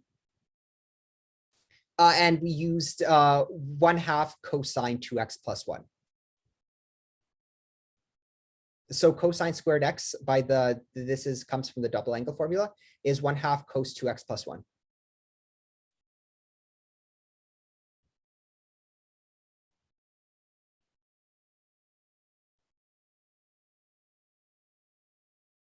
Now we did this integral already. Sorry, this is u, cos u, 2u plus 1 du. And now,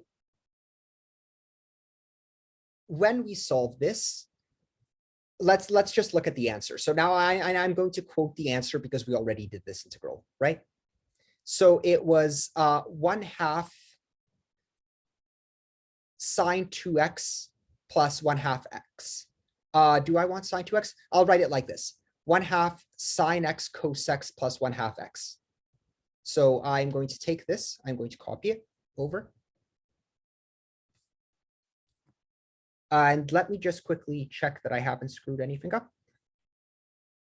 Nope, everything is good.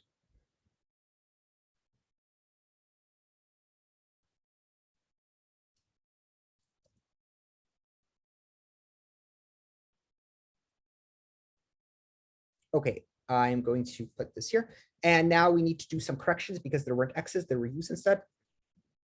So I'm going to erase all of those X's and put U's instead.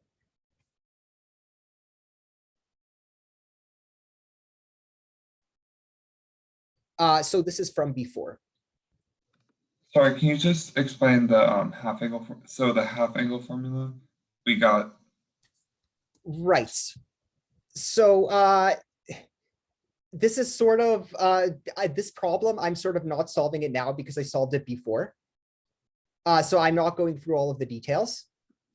But to remind you, yeah, if we have cosine of 2u, sorry, let's say cosine 2 theta, that's equal to cosine squared theta minus sine squared theta. And Yeah. we can rewrite that as sine becomes 1 minus cosine squared. So that becomes 2 cosine squared theta minus 1 by Pythagoras. Yeah, I think I just meant the second to last step that we have, just the cosine squared u equals to 1/2. Like, can you, like, where's the equation for that? Sorry, this one, this equality? The one above it. This equality.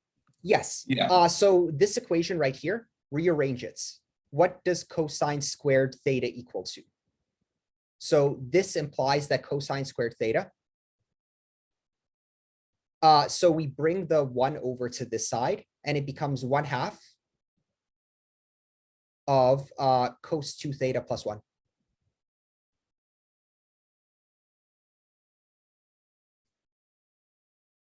Right? So looking at this equality right here.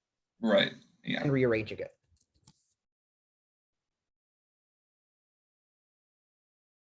And then this integral, I guess I can write equals to ...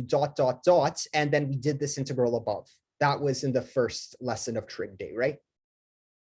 So I'm not going to do the integral again. So I'm not showing all of my work, but that's because all of my work is up here. Right?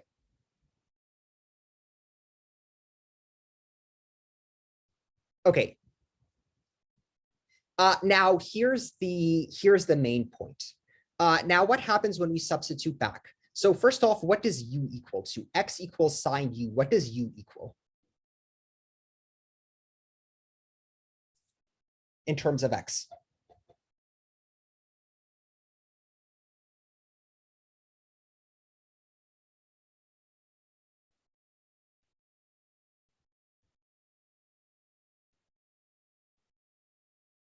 How do I solve this equation? You have to take the inverse function of sine. Yes, and that's called arcsine. Arcsine, right. So u equals arcsine x. So if I plug this back in, I get 1/2 sine arcsine u cosine arcsine u. Sorry, arcsine x. These are arcsine x's.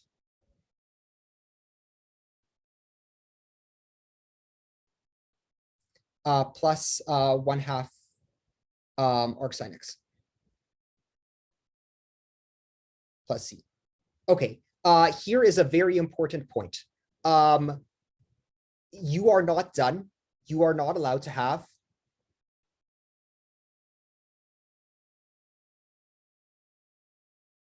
answers with trig functions of inverse trig functions.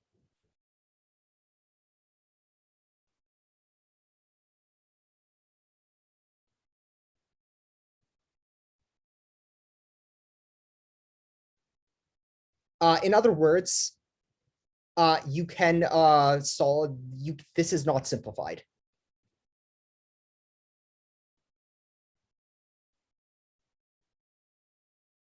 And in calculus A, we actually discussed how to do this. So I will remind you. Well, okay.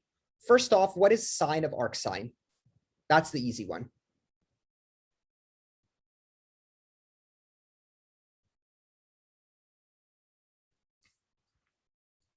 X. Yeah. Okay, now here is where we remember our calculus A thing. So what is cosine of arcsine of x? Okay, so this is the general recipe. When you have a trig function of an inverse trig function, this is what you do. The first thing you do is you draw a diagram. It's going to be a diagram of a right triangle. We are going to mark this angle, and then we're going to write that this is a right angle. So let's imagine that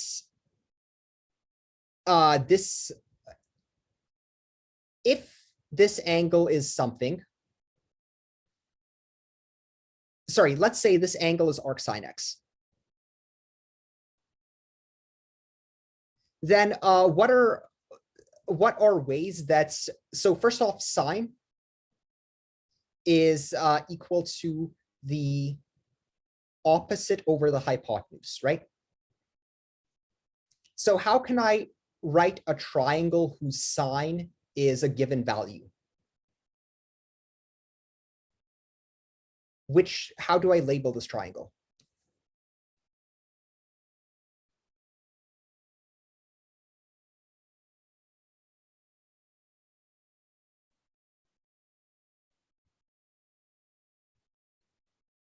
So what I do is I put x for the opposite side and 1 for the hypotenuse, right? This is an angle, this is a triangle such that the sine of this angle is x, right? Then what is the sine at the bottom? What is this side? Sorry, what is this side?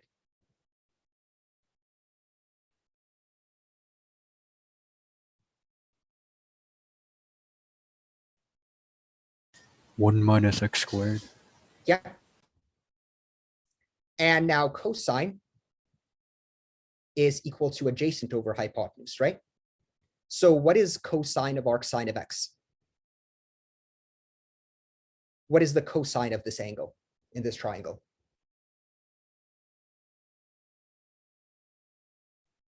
Square root of 1 minus x squared.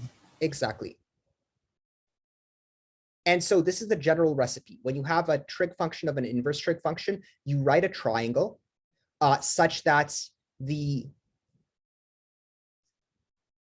if it's an inverse trig function such as arcsine, you write a triangle such that the sine of the marked angle is x. And then if it were arctan, you'd draw a triangle such that the tan of the marked angle is x. So whatever inverse trig function you have, the first step is to write a triangle such that trig function of the marked angle is x. Okay, so cosine of arcsine of x becomes the square root of 1 minus x squared. And then here we have just half arcsine x.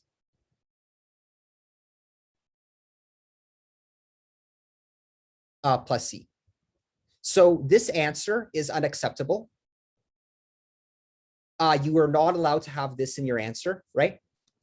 You always have to do this step of transforming it into a function of x without trig functions of inverse trig functions. And in calculus A, this was part of the curriculum, right? Most of you saw how to draw triangles like this in calculus A. There were a couple of problems that use it. This is a trick. This is one of the tricks that you're supposed to know. Now, not everyone might have seen this in calculus A, so it's fine if you haven't. But you have to add this trick to your toolbox. Any questions about that? Yeah. So is that trick? Just trying to remember. So if it was like arc cosine in the middle, would the so it'd be like So arc. let's do a random thing. Let's do the sine. I'm just pulling this out of thin air of arctan of x. Is this a good example? Let's do this example. Sure. Yeah. Okay, so how do I do this? I draw a triangle and I have arctan, right? So I have this angle. What is tan? Tan is equal to opposite divided by adjacent, right?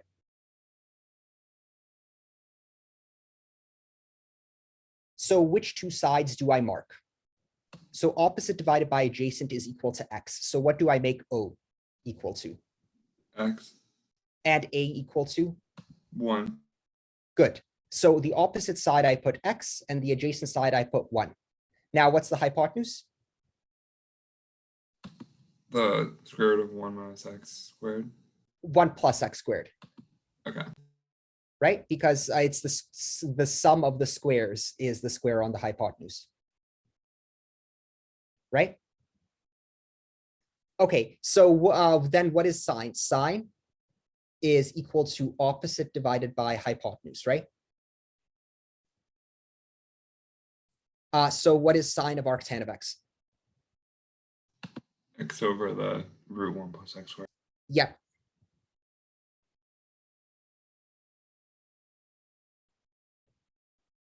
Let's do another example. Give me a trig function and an inverse trig function.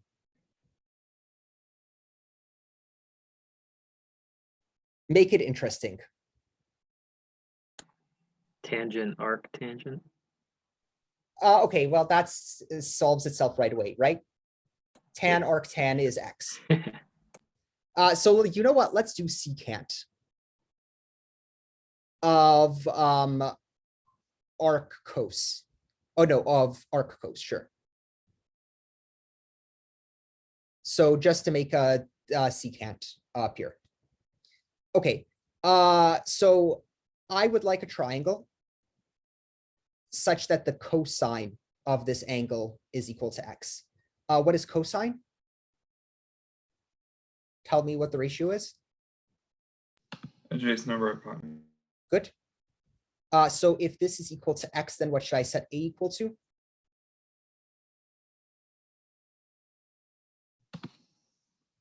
X, And h equal to? 1. Good. So what is this side? Is it One. 1? Yeah. Oh. Go ahead. Radical 1 minus x squared. Yep. The square root of 1 minus x squared. Okay, and now what is secant? So secant is 1 over cosine, right? And cosine is adjacent over hypotenuse. You know what? This is a boring example. So we're going to find that it's 1 over x, right? So this is hypotenuse over adjacent. Okay, this example was sort of obvious from the start. So what do we get as secant of arc cos?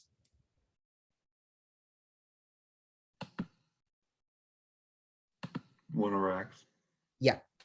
Okay, let's make it more interesting. Let's make it cosecant of arc cos. Then what do I get?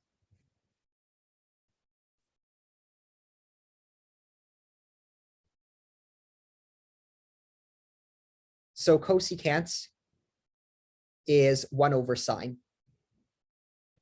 So I get 1 over opposite over hypotenuse,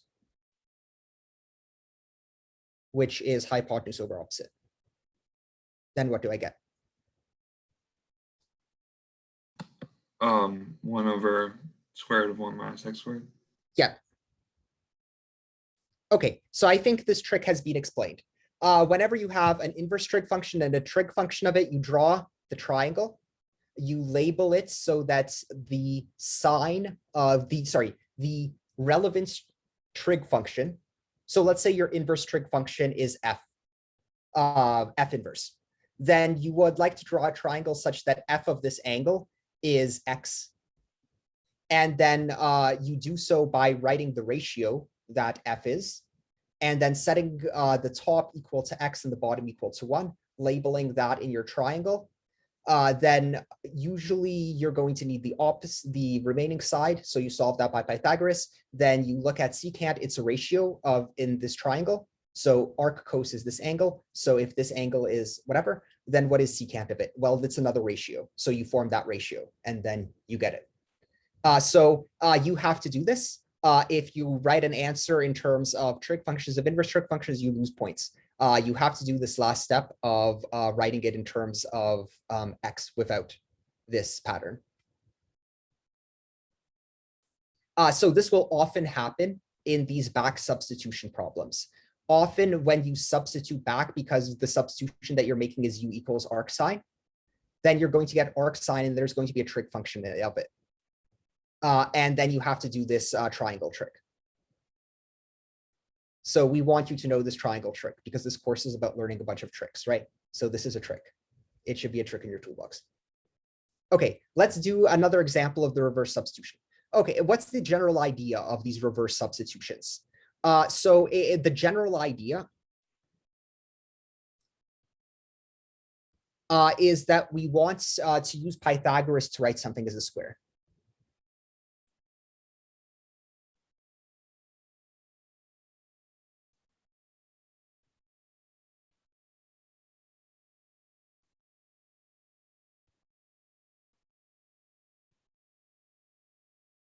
Okay, so here I have a table. Now let's remember what our identities are. We have sine squared x plus cosine squared x equals to 1. So that implies that 1 minus sine squared x is equal to cosine squared x. And then we also have, when we divide through by, sine is, tan is sine over cosine. So when we divide through by cosine squared, we get tan squared plus 1 is equal to secant squared x. So tan squared x plus 1 is secant squared x. And also secant squared x minus 1 is equal to tan squared x. So you look at these three formulas. Whoops.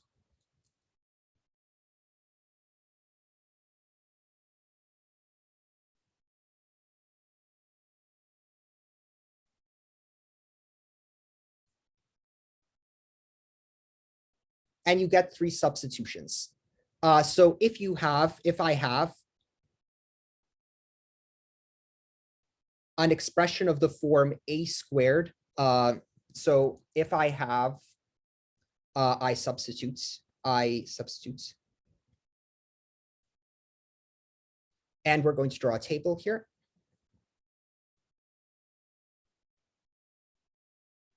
Okay, so if I have a squared plus x squared, then what do I substitute? I substitute x equals what? To write it as a square.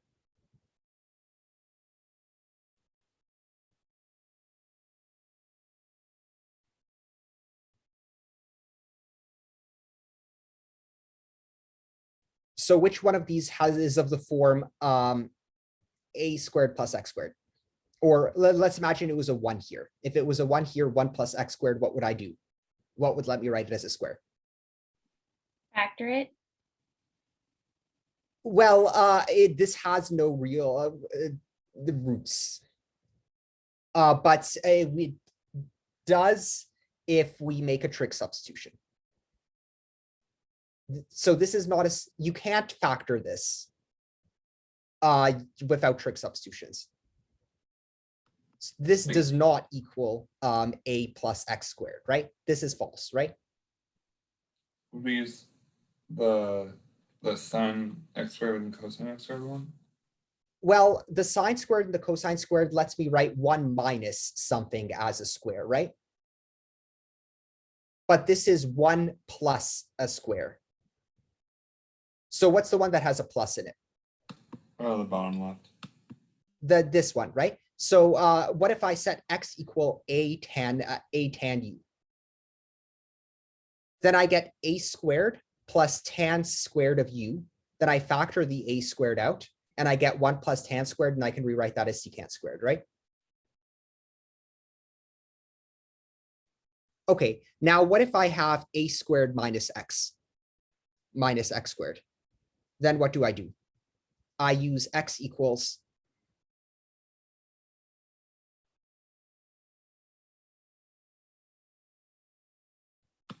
a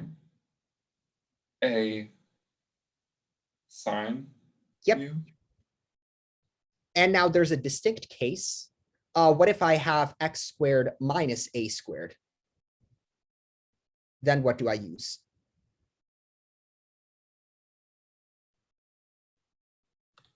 A secant.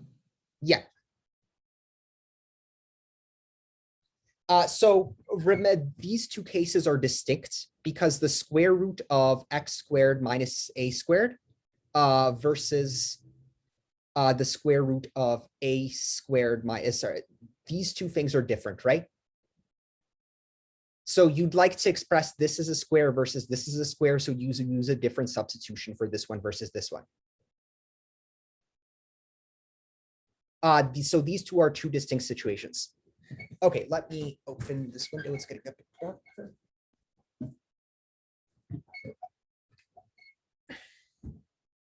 Or that might be too bright. Okay.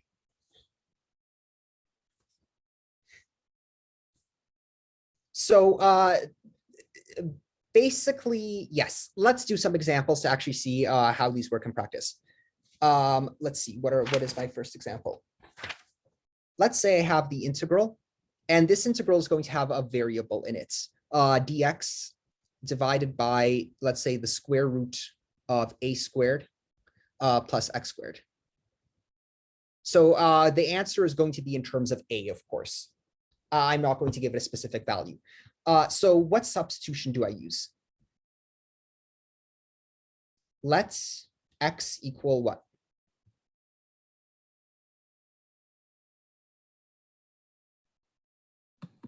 A tan of u. Yep. Okay, so what does dx equal to?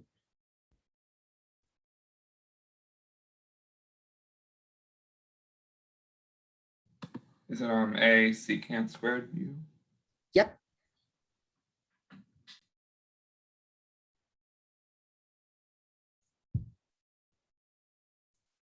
Okay, so then I get that this is the integral of, well, okay, so what do I get?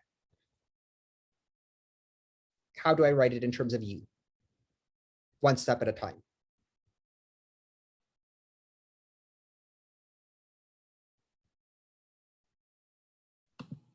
Put the a secant to u du on top. So this is the du, and then at the bottom, I have the radical of what? A squared Plus. plus a tan u squared. Yeah, so I'll write that a as a squared tan squared u. Okay. So first off, this integral, I can factor an a squared out of the radical, and that just becomes an a, right? And this a cancels with that a. So I can just rewrite this as secant squared u du divided by the square root of 1 plus tan squared u. Okay, what is 1 plus tan squared equal to?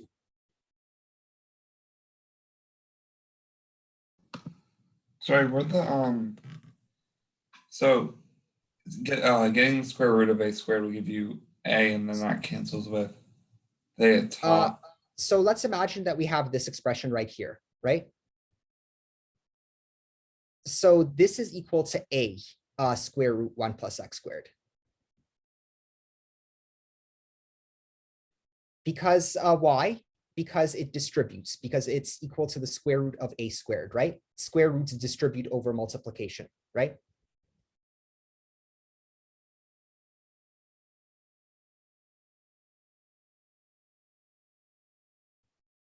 And then there's an a up top, so that a cancels with that a. So that's why we get this. How do I rewrite 1 plus tan squared?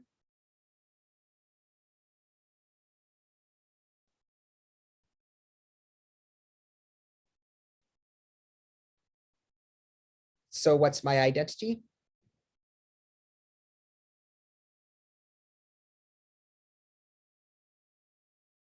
Someone has to say it.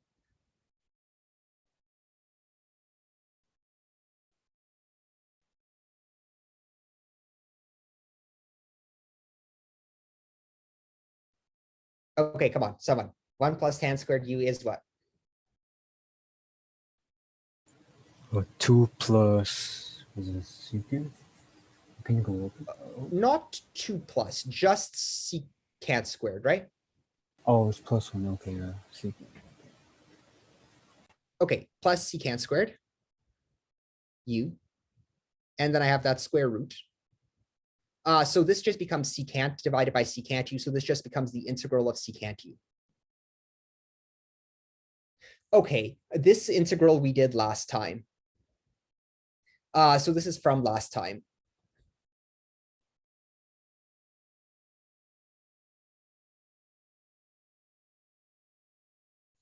Again, I'm not showing my work only because the integral of secant is the logarithm of the absolute value of secant u plus tan u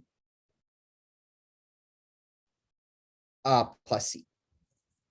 This integral, you also were allowed to quote it on the homework, but we started off last lecture by doing this integral. So I'm not showing my full work only because I've done this integral before, right? So it doesn't matter if you don't remember it. I'm just quoting the answer. Quick question. Yep. Just going up back a step, how'd the square root go away? So it was the main point was that we rewrote 1 plus tan squared as a squared. It was the squared of secant squared u. So what did that become? That became a secant u, and then I have secant squared divided by secant. Okay, got it. So I just get secant. Okay, so now I substitute back after this.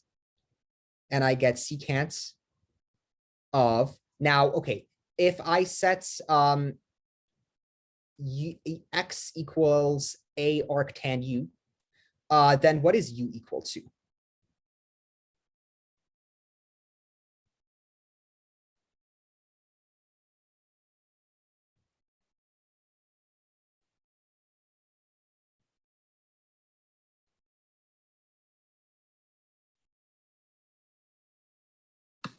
Arctan?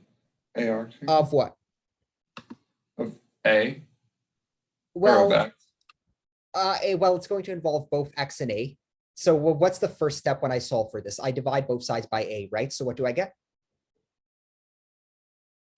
X over A. Yes. So u is equal to arctan x over a. That's what generally happens in these substitutions. So what I get is the secant of arctan of x over a plus the tan of arctan of x over a plus c. Okay, one of these is obvious. The second one is obvious, right?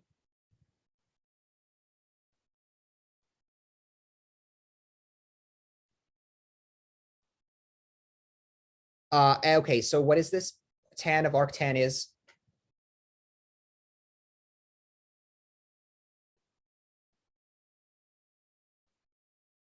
X over A. Yep. And now we have a trig function of an inverse trig function. So what do? We draw what? Triangle. Yep. We mark this angle, we put a square root. Okay, tan is equal to opposite divided by adjacent. And I want that to equal x over a. So what do, you know what? This gives a tempting version for O and A. What do I set my O equal to?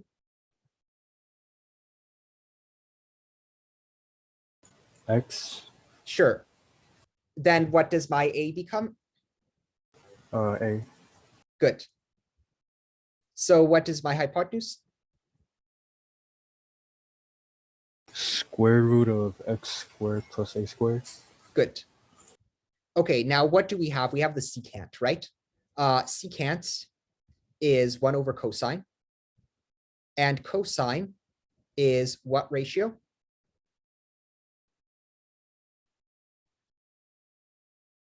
1 over cosine? Well, no, what is cosine? Cosine is what? Oh, Over hypotenuse. yeah, adjacent over hypotenuse. Adjacent over hypotenuse. So then secant is hypotenuse over adjacent. Okay, so okay, this is in blue, so it's separate from this. Going back here, so the logarithm of what is secant arctan x over a?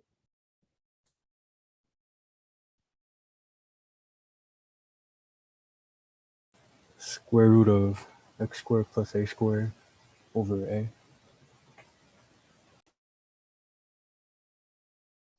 Okay, I could divide through, but you know what? I think it looks prettier if I don't divide through. So I could also write this as the square root of x over a squared plus 1, right? Actually, I don't know which one of these is prettier. You can choose. Either is an acceptable final answer. But do you know what isn't? Oh, there's a comment in the chat. Yes. Okay. So the question is, what do I mean? And this was what I was actually about to say by you are not allowed to have this. So this answer right here, this is an unacceptable final answer.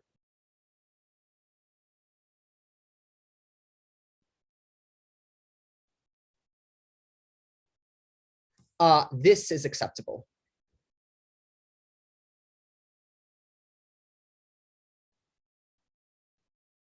So here is a trig function of an inverse trig function that can be rewritten using this triangle trick. So you are not done when you get to this step. You have to do the triangle trick. Does that answer your question? Yes. Okay, good. So, and then remember what's this triangle trick? Well, we did a couple of examples of it, right? So here was cosine of arcsine. So we set up the triangle so that the cosine of this angle would be x. What is cosine? Cosine is adjacent divided by hypotenuse. So I made my adjacent x and my hypotenuse 1. Then the ratio becomes x over 1, which is x. Then what is cosine of it? Well, what's the cosine of this triangle? Cosine is adjacent divided by hypotenuse. I find the adjacent, I know the hypotenuse, so it's this. Okay, so here tan of arctan, I know that's easy. But what is secant of arctan? Well, for this I have to draw the triangle. So in most of these problems where you're doing this reverse trig substitution, where you're making the integral more complicated in order to exploit a trig identity, like these functions didn't have trig functions in them, but we brought trig functions in so that we could use trig identities. And then at the end, you usually have to do this triangle trick. But I will now show you an example where we do not have to do this triangle trick. Let's do integral of, you know what? No, first I'm going to do it in the order that I had them. What if I have the integral? Let's do it a bit lower. How much time do I have? Oh, okay. I have plenty of time. I have 40 more minutes.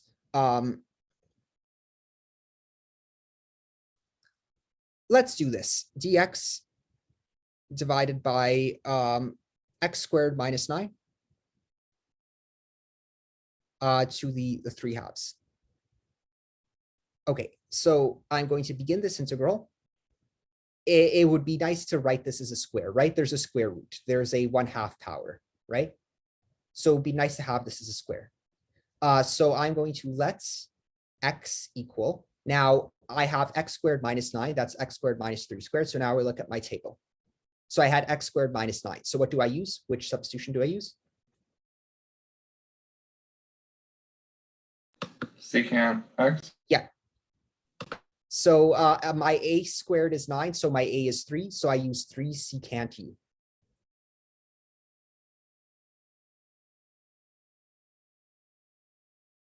Then dx is equal to what? What's the derivative of secant?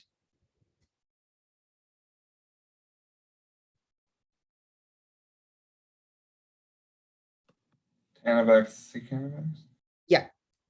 For some reason, I like to write the secant first. Secant The derivative of secant is secant tan, but yeah, sure. Yes, good.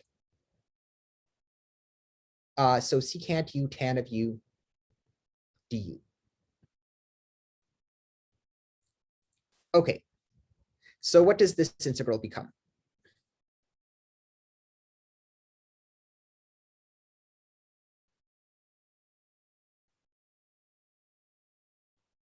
What do I have up top, first off? 3 secant u tan u du.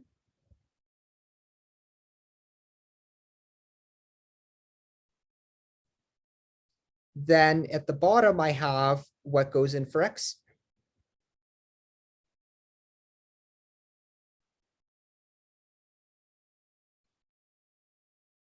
Oh, okay.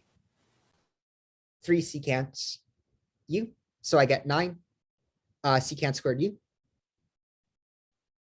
minus 9. It's the 3/2, right? Well, so I can write this as 3 secant u tan u. So let's just deal with this constants. So 9 is equal to 3 squared. And then I have this to the power of 3/2, right? Times secant squared u minus 1 to the 3/2. So how can I rewrite 3 squared to the 3/2? 3 to the third. Yes. So that becomes 3 divided by 27, which is this, which is 1/9, but I'm going to do it in 2 steps.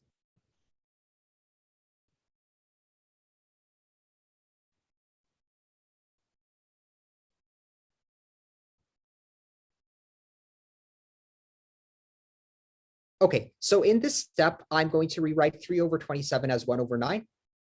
And also I'm going to deal with this secant squared minus 1. What does secant squared minus 1 become?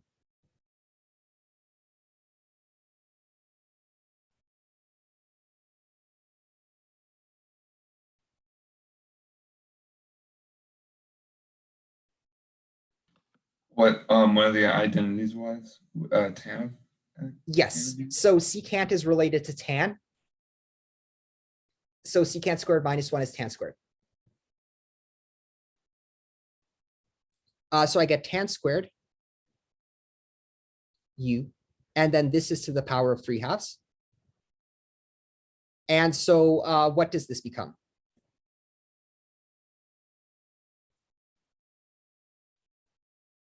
Tan to what power? Let's say at the top, go ahead. To the third power. Yep.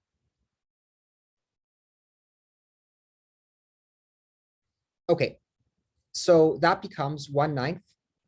Then I get secant u divided by tan squared u. Now, these are sort of obscure trig functions. Let's rewrite everything in terms of sines and cosines. That's always a good idea. Whoops, my leg is frozen. I've been sitting on it for too long. Quick question. Yep. Why did it become tan to the tan cubed u? So what is tan? Here, I'll write it in blue.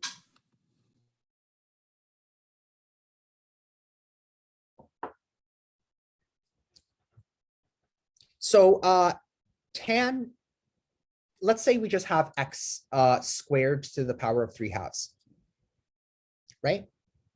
So this is the same as x squared to the power of 1/2, and with all of this to the power of 3, right? What is x squared to the power of 1/2?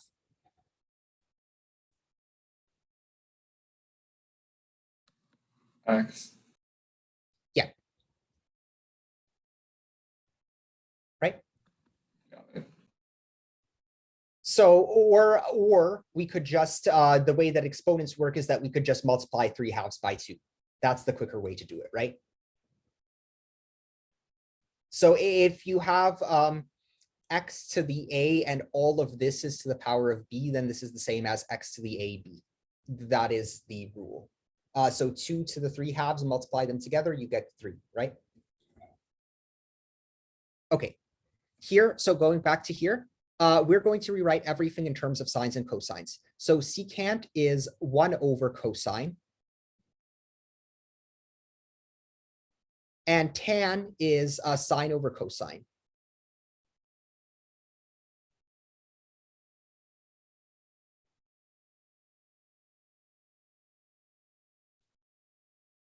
So cosine cancels with cosine. So I get overall 1 over sine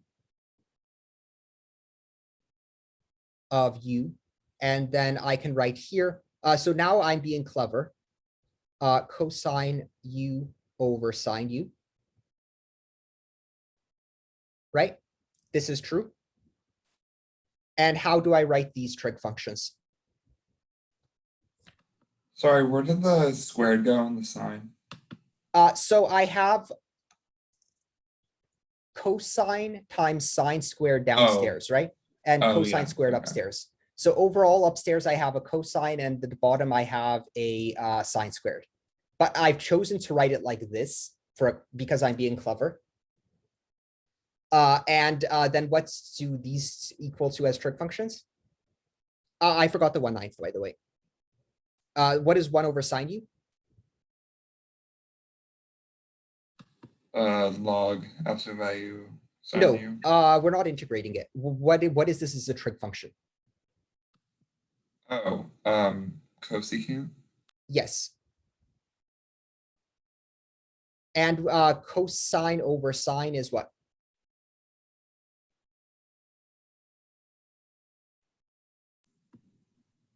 Cotangent. Yep. Okay, now do you remember what this integral is?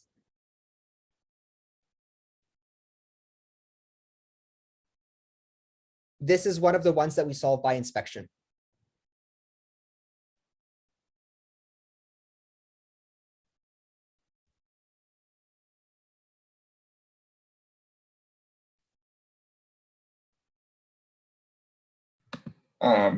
Negative cosecant.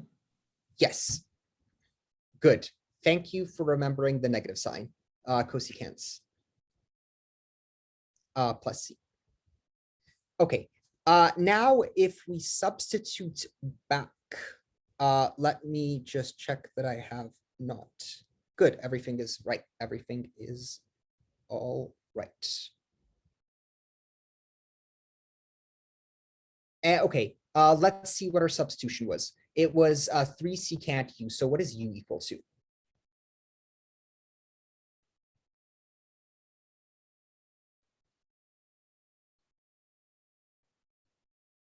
To make an inverse trig function, you just put the word arc in front of the trig functions, right? So this is arc what?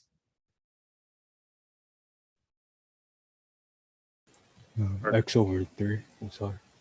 Arc secant x over 3. Right? Okay, so u is arc secant x over 3.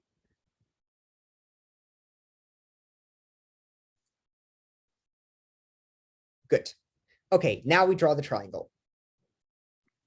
I'm sorry, why is the 1/9 negative right there? Yes. So the derivative of cosecant is negative cosecant cotangent. Okay, thank you. So when we see this, it's one of the basic integrals, but we get that introduces negative sign. Good. Okay, so we're drawing this triangle now.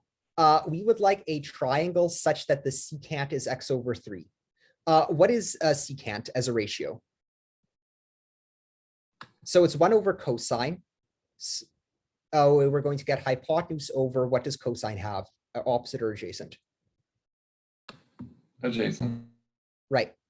And we want this to equal to x over 3. Let me. Okay, good. So what are we going to set the hypotenuse equal to? X. Good. And the adjacent? 3. Okay, what's this what is the side? X squared minus A squared. Minus 3 squared, minus 9, right? By the way, let's see if we made a mistake on the previous one. Yes, so we put minus A squared. Good. That previous one had this. Okay, now what is cosecant of this?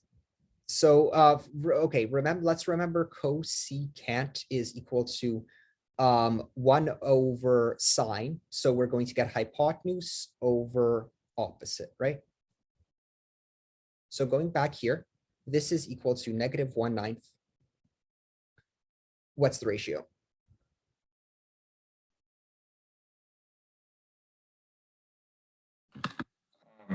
X over root x squared minus 9. Yeah. Oh, except, no, except exactly that. And there we are.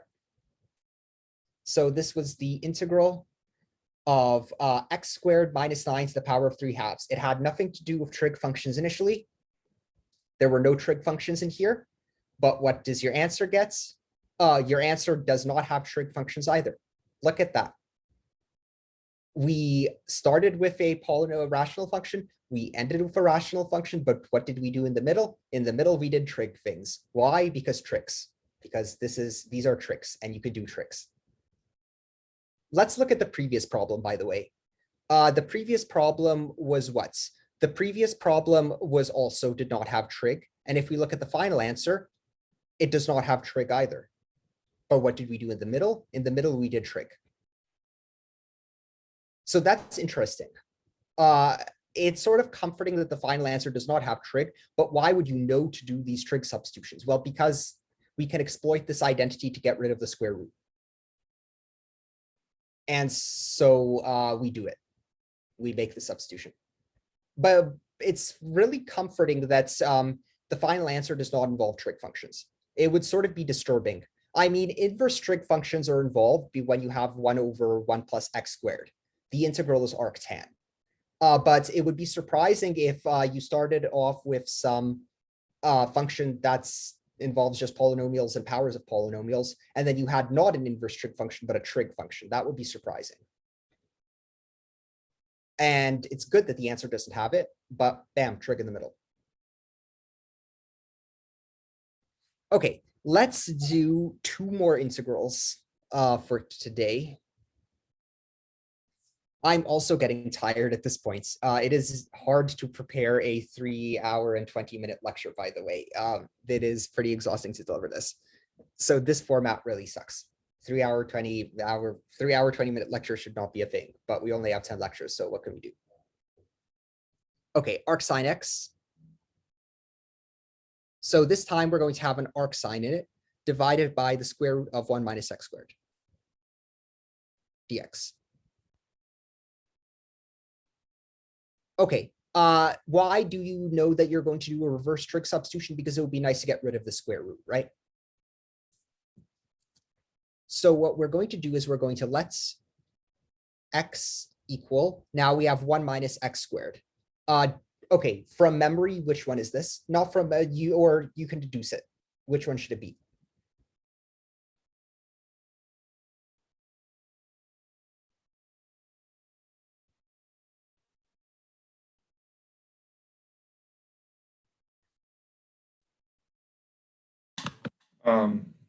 Sine of x. Yep.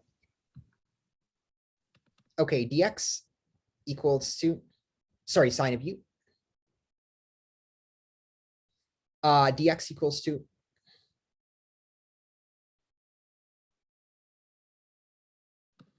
Cosine. yep.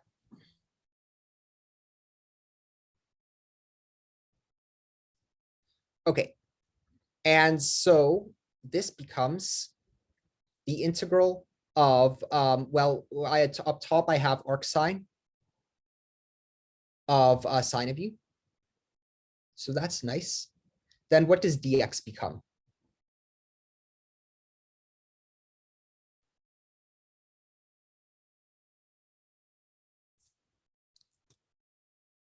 What do I replace dx with? Cosine of u du. Yep. And downstairs, I have the square root of 1 minus what? Sine u squared. Yep. Okay. So sine of arc sine is just u. Then I have cosine u. Then here by Pythagoras, this is the square root of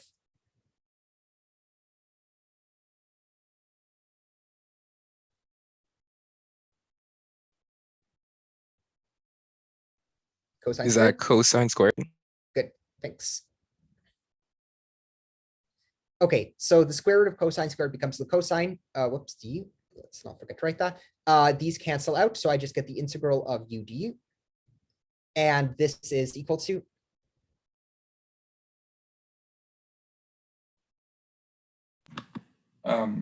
U squared over yeah, half u Yeah. squared plus c. Okay, what is my u equal to?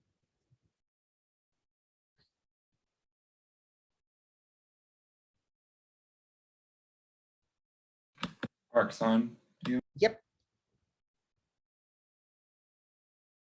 Okay, so I substitute that back in, and I get 1/2 arc sine squared x plus c.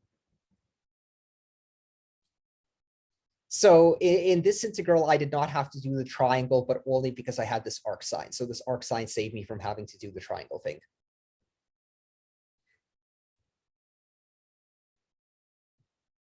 Wow, I really put a lot of examples. Okay, 2 more examples. This is going to be a hard one, and then we're going to have one which has a variation of the trick. This is exhausting. 4 minus 3x squared minus 5/2 dx. Okay, so in this example, notice that it is currently not of the form x squared minus a squared. So let's factor a 4 out. No, let's factor the 3 out. Let's factor the 3 out.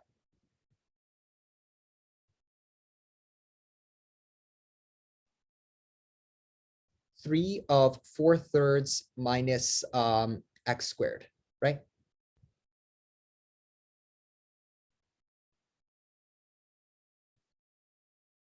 So what substitution am I going to make? It is it is a squared minus x squared. Let's look at the table. For a squared minus x squared, I use, okay, we did this before. Okay. Sine of u. Yeah, so in particular, I use, let's x equal, now what is a?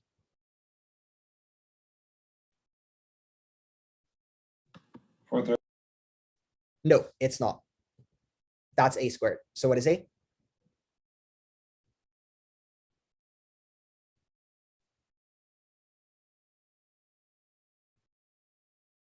Because I have an x squared. So I want this, the square of this to be 4/3. So it should be root 4/3. Yeah, and root 4 is 2, and then root 3. And we decided that it should be sine u.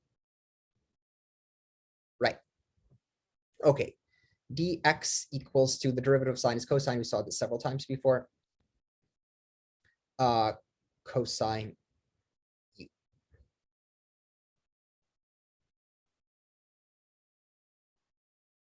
Right. So this becomes the integral of 3. Now I have 4/3 as a common factor for both of these. This becomes 1 minus sine squared u minus 5/2. And what does the dx become?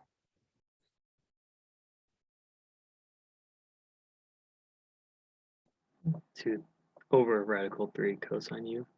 Yep. Okay, now let's look at this. So this is the integral of, so first off, 4, the 3's cancel out, so I get 4, that's 2 squared. And 1 minus sine squared becomes cosine squared.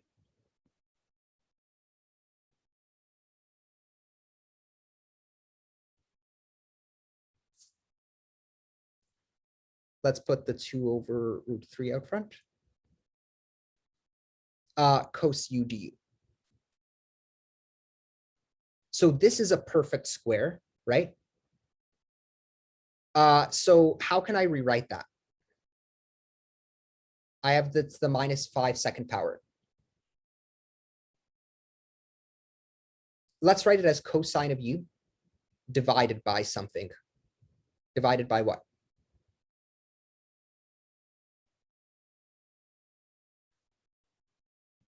Sorry, where'd the cosine 2u come from?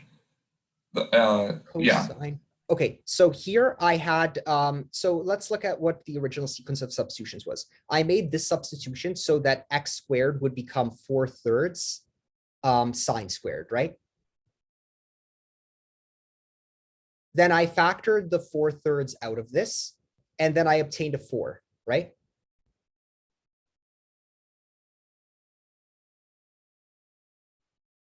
Yeah. Okay, so then I wrote the 4 as 2 squared. And then the 1 minus sine squared became cosine squared. Oh, okay. And then this 2 over root 3 came from the dx. Now, this is nice. Like, again, these problems are not random problems. These problems are chosen to be very nice. So I have a perfect square, 2 cosine u squared, and I'm taking this to the power of minus 5 over 2. I can write this as cosine of u divided by what? So this is this cosine u, and then this becomes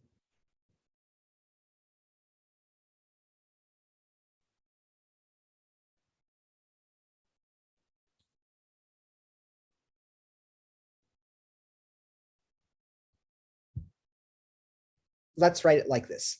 So this is 2 cosine u squared, right? And then this is all to the power of minus 5 over 2. So what is this equal to? To what power?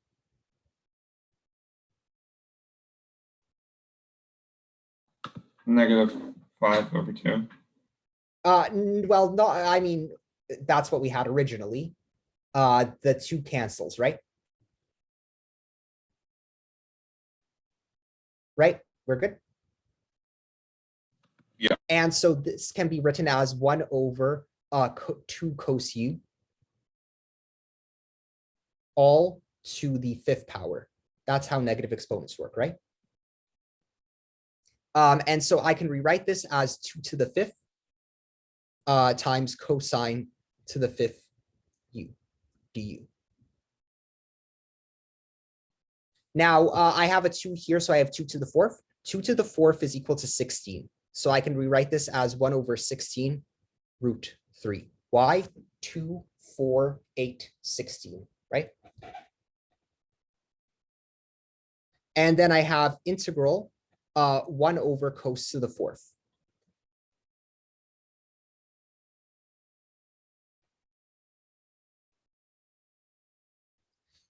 Okay, how do I do this integral now?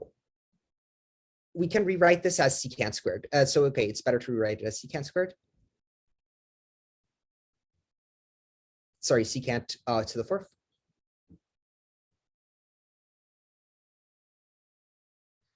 And now we're going to do Pythagoras on one of the secant squareds.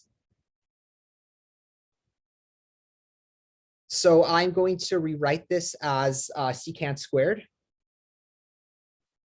And then the other secant squared, I can rewrite how using Pythagoras. So secant squared is equal to what by Pythagoras?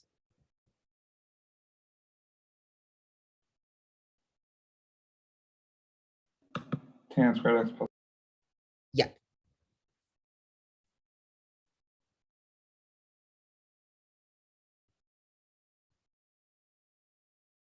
Sorry, tan squared u in this case. Okay. So we get 1/16 root 3. Then I get the integral of secant squared u. So let's write it as two separate integrals. The integral of secant squared u du, and the integral of secant squared u tan squared u du. Okay, one of these integrals we know. What's the integral of secant squared?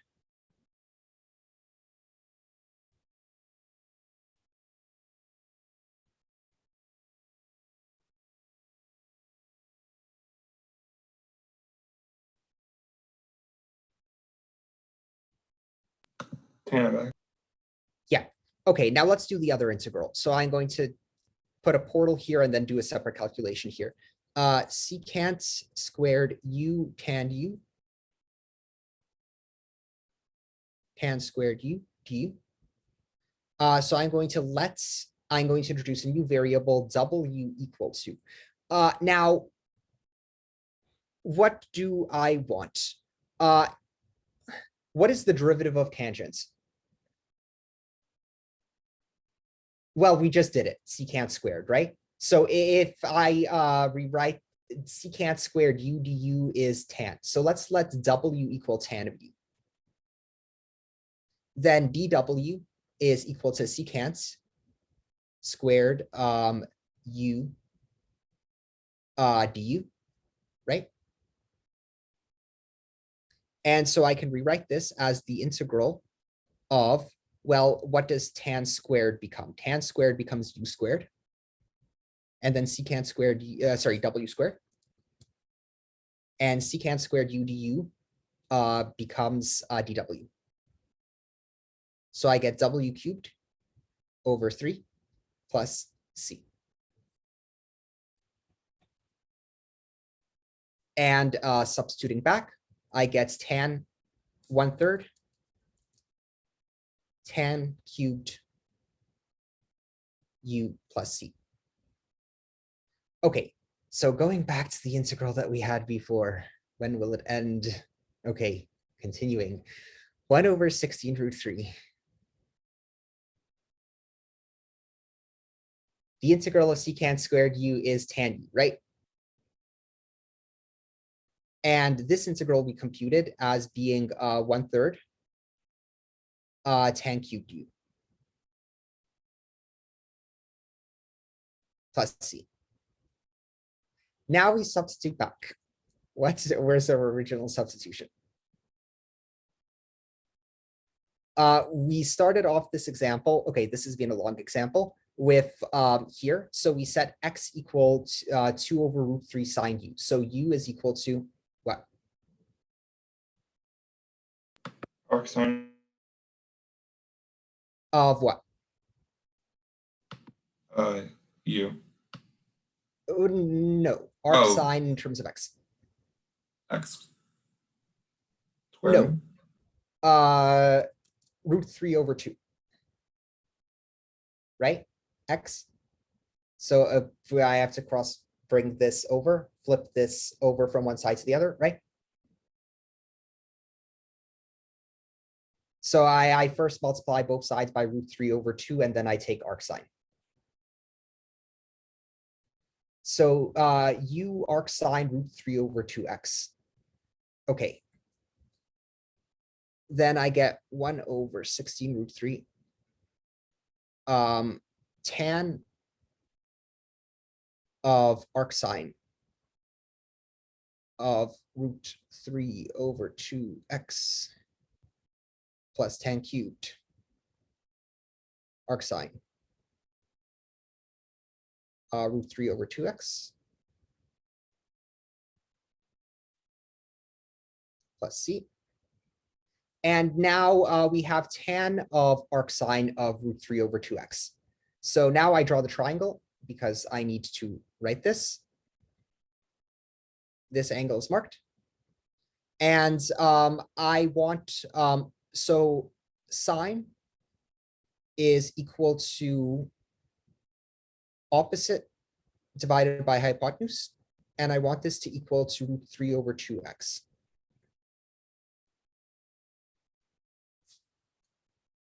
So what do I set my opposite side equal to?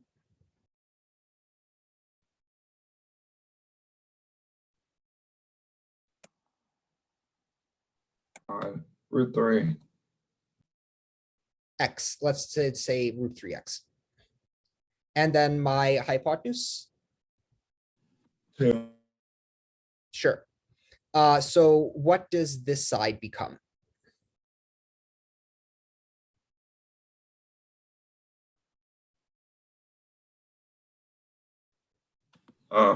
Square root of x squared minus root 3 over 2. Well, first we square the hypotenuse, right? So what do we get? 4. Okay, minus what? Root 3 x squared. We square the entirety of this, so the root 3 squared becomes a 3, right? Oh yeah. X squared. Okay. My hand also is already tired. Okay. So then we would like the tan of this. Tan is equal to opposite over adjacent. And so tan of arcsine of root 3, this can be rewritten as, okay, I'll write it in blue and then I'll go back to here.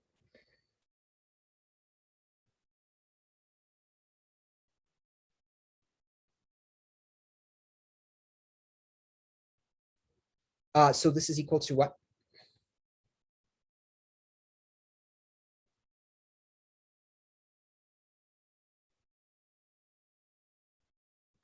Like the final thing. Oh no. Yeah. Root 3 over root 4 minus 3x squared.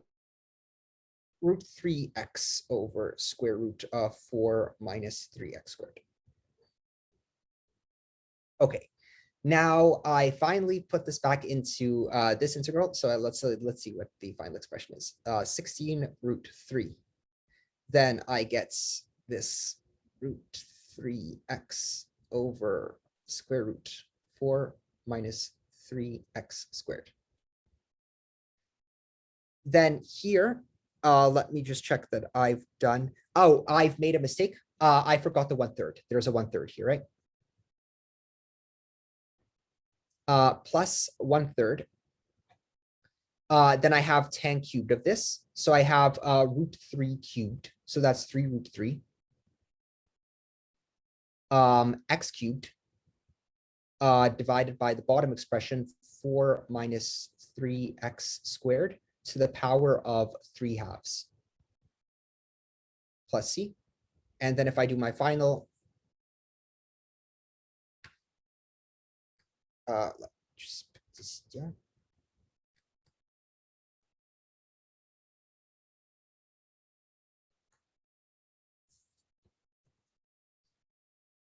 Rewriting, this becomes 1 over 16 root 3.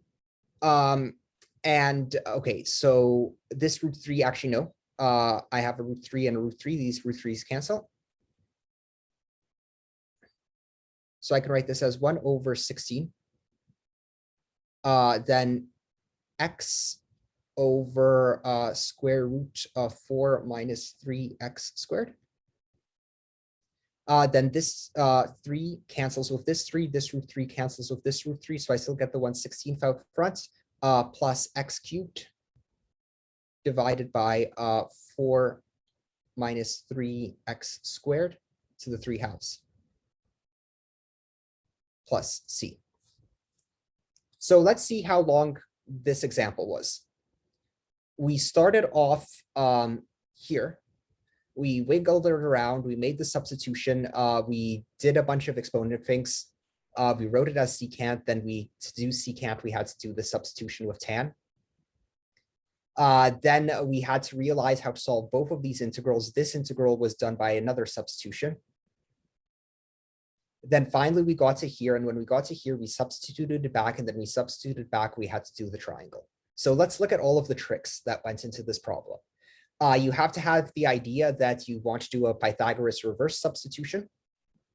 But before that, you have to massage it into the form of reverse Pythagoras substitution. Then you make the substitution. You have to remember to write dx as this. Then you have to do exponent laws. Then when you get to secant to the fourth of u, you have to realize that you have to do this trick.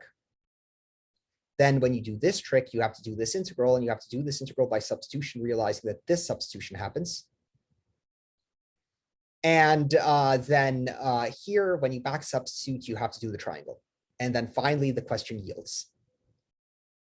So this is a hard integral. The hardest problems on the homework will be about this long. You just have to persevere with it. You have to keep doing one trick after the other. Okay, I have 14 minutes left, and I have one more example, but I think I'll do that example at the start of next class. I think we're all too tired. I am far too tired to continue any further. Does anyone have any objections on ending early? We went over time the last few times, so. No, okay. That's a fabulous idea, Professor. Yes. Yeah, 3 hour, 20-minute classes, no. I am too exhausted to continue. Yeah. Okay, but what was today? Today was Trig Day. In summary, what did we do for Trig Day? First, we learned about the fact that, okay, oh, right. The midterm is next week from Monday to Tuesday, noon to noon. It's open book, but you're not allowed to look up the questions online, and it's going to cover the material up to the beginning of next lecture. So some of the homework 3 problems are going to be relevant. Homework 2 is due tomorrow at midnight. No, tomorrow at midnight. And I'm going to post homework 3 by tomorrow, sometime tomorrow. Okay. Okay, so today was Trig Day. First, we learned about some identities. We learned that some problems could be solved by using identities. Then we did this 300 IQ substitution. So whenever you have a rational expression in terms of sines and cosines, you do the 300 IQ substitution, and that solves things. So you can watch this in review. I'm going to have some 300 IQ substitutions on the assignment. And then I mentioned the fact that not all integrals are possible to express in terms of elementary functions, and that integration is hard, and it's really all about just combining tricks. And then there were these reverse substitutions, and then a lot of these reverse substitutions just combined so many tricks in a row. Okay, and that was Trig Day. So I hope that all of you have become more comfortable using trig functions, or are probably very sick of trig functions and do not want to see trig functions again, because that was frankly way too many trig functions. Okay, so that is the lecture. Any questions? Thank you. Okay. I have one question. Yeah, not really related to the material, but earlier you were mentioning that this Calc B is Math Gauntlet B. So Calc A is Math Gauntlet A. This is Math Gauntlet B. Okay, but it's still just Calc B though, right? Yes, but my belief is that calculus is not about calculus. So right, yeah, it's about learning a bunch of tricks and learning about problem solving. That's why we make you take the class. It's not really about learning how to integrate. It's about learning how to do manipulations and just realizing that you need to do tricks, because that's a general problem solving skill set. Mm-hmm. So look at my syllabus if you haven't read it. I wrote a very amusing syllabus. I don't like to write boring syllabi for course descriptions. I directly stated in the course description, welcome to Math Gauntlet B. And that is a very apt description of the course. Yep. So I meant what I wrote. All right, thank you. Okay. Yep. See you on Thursday. Have a good night. Thank you.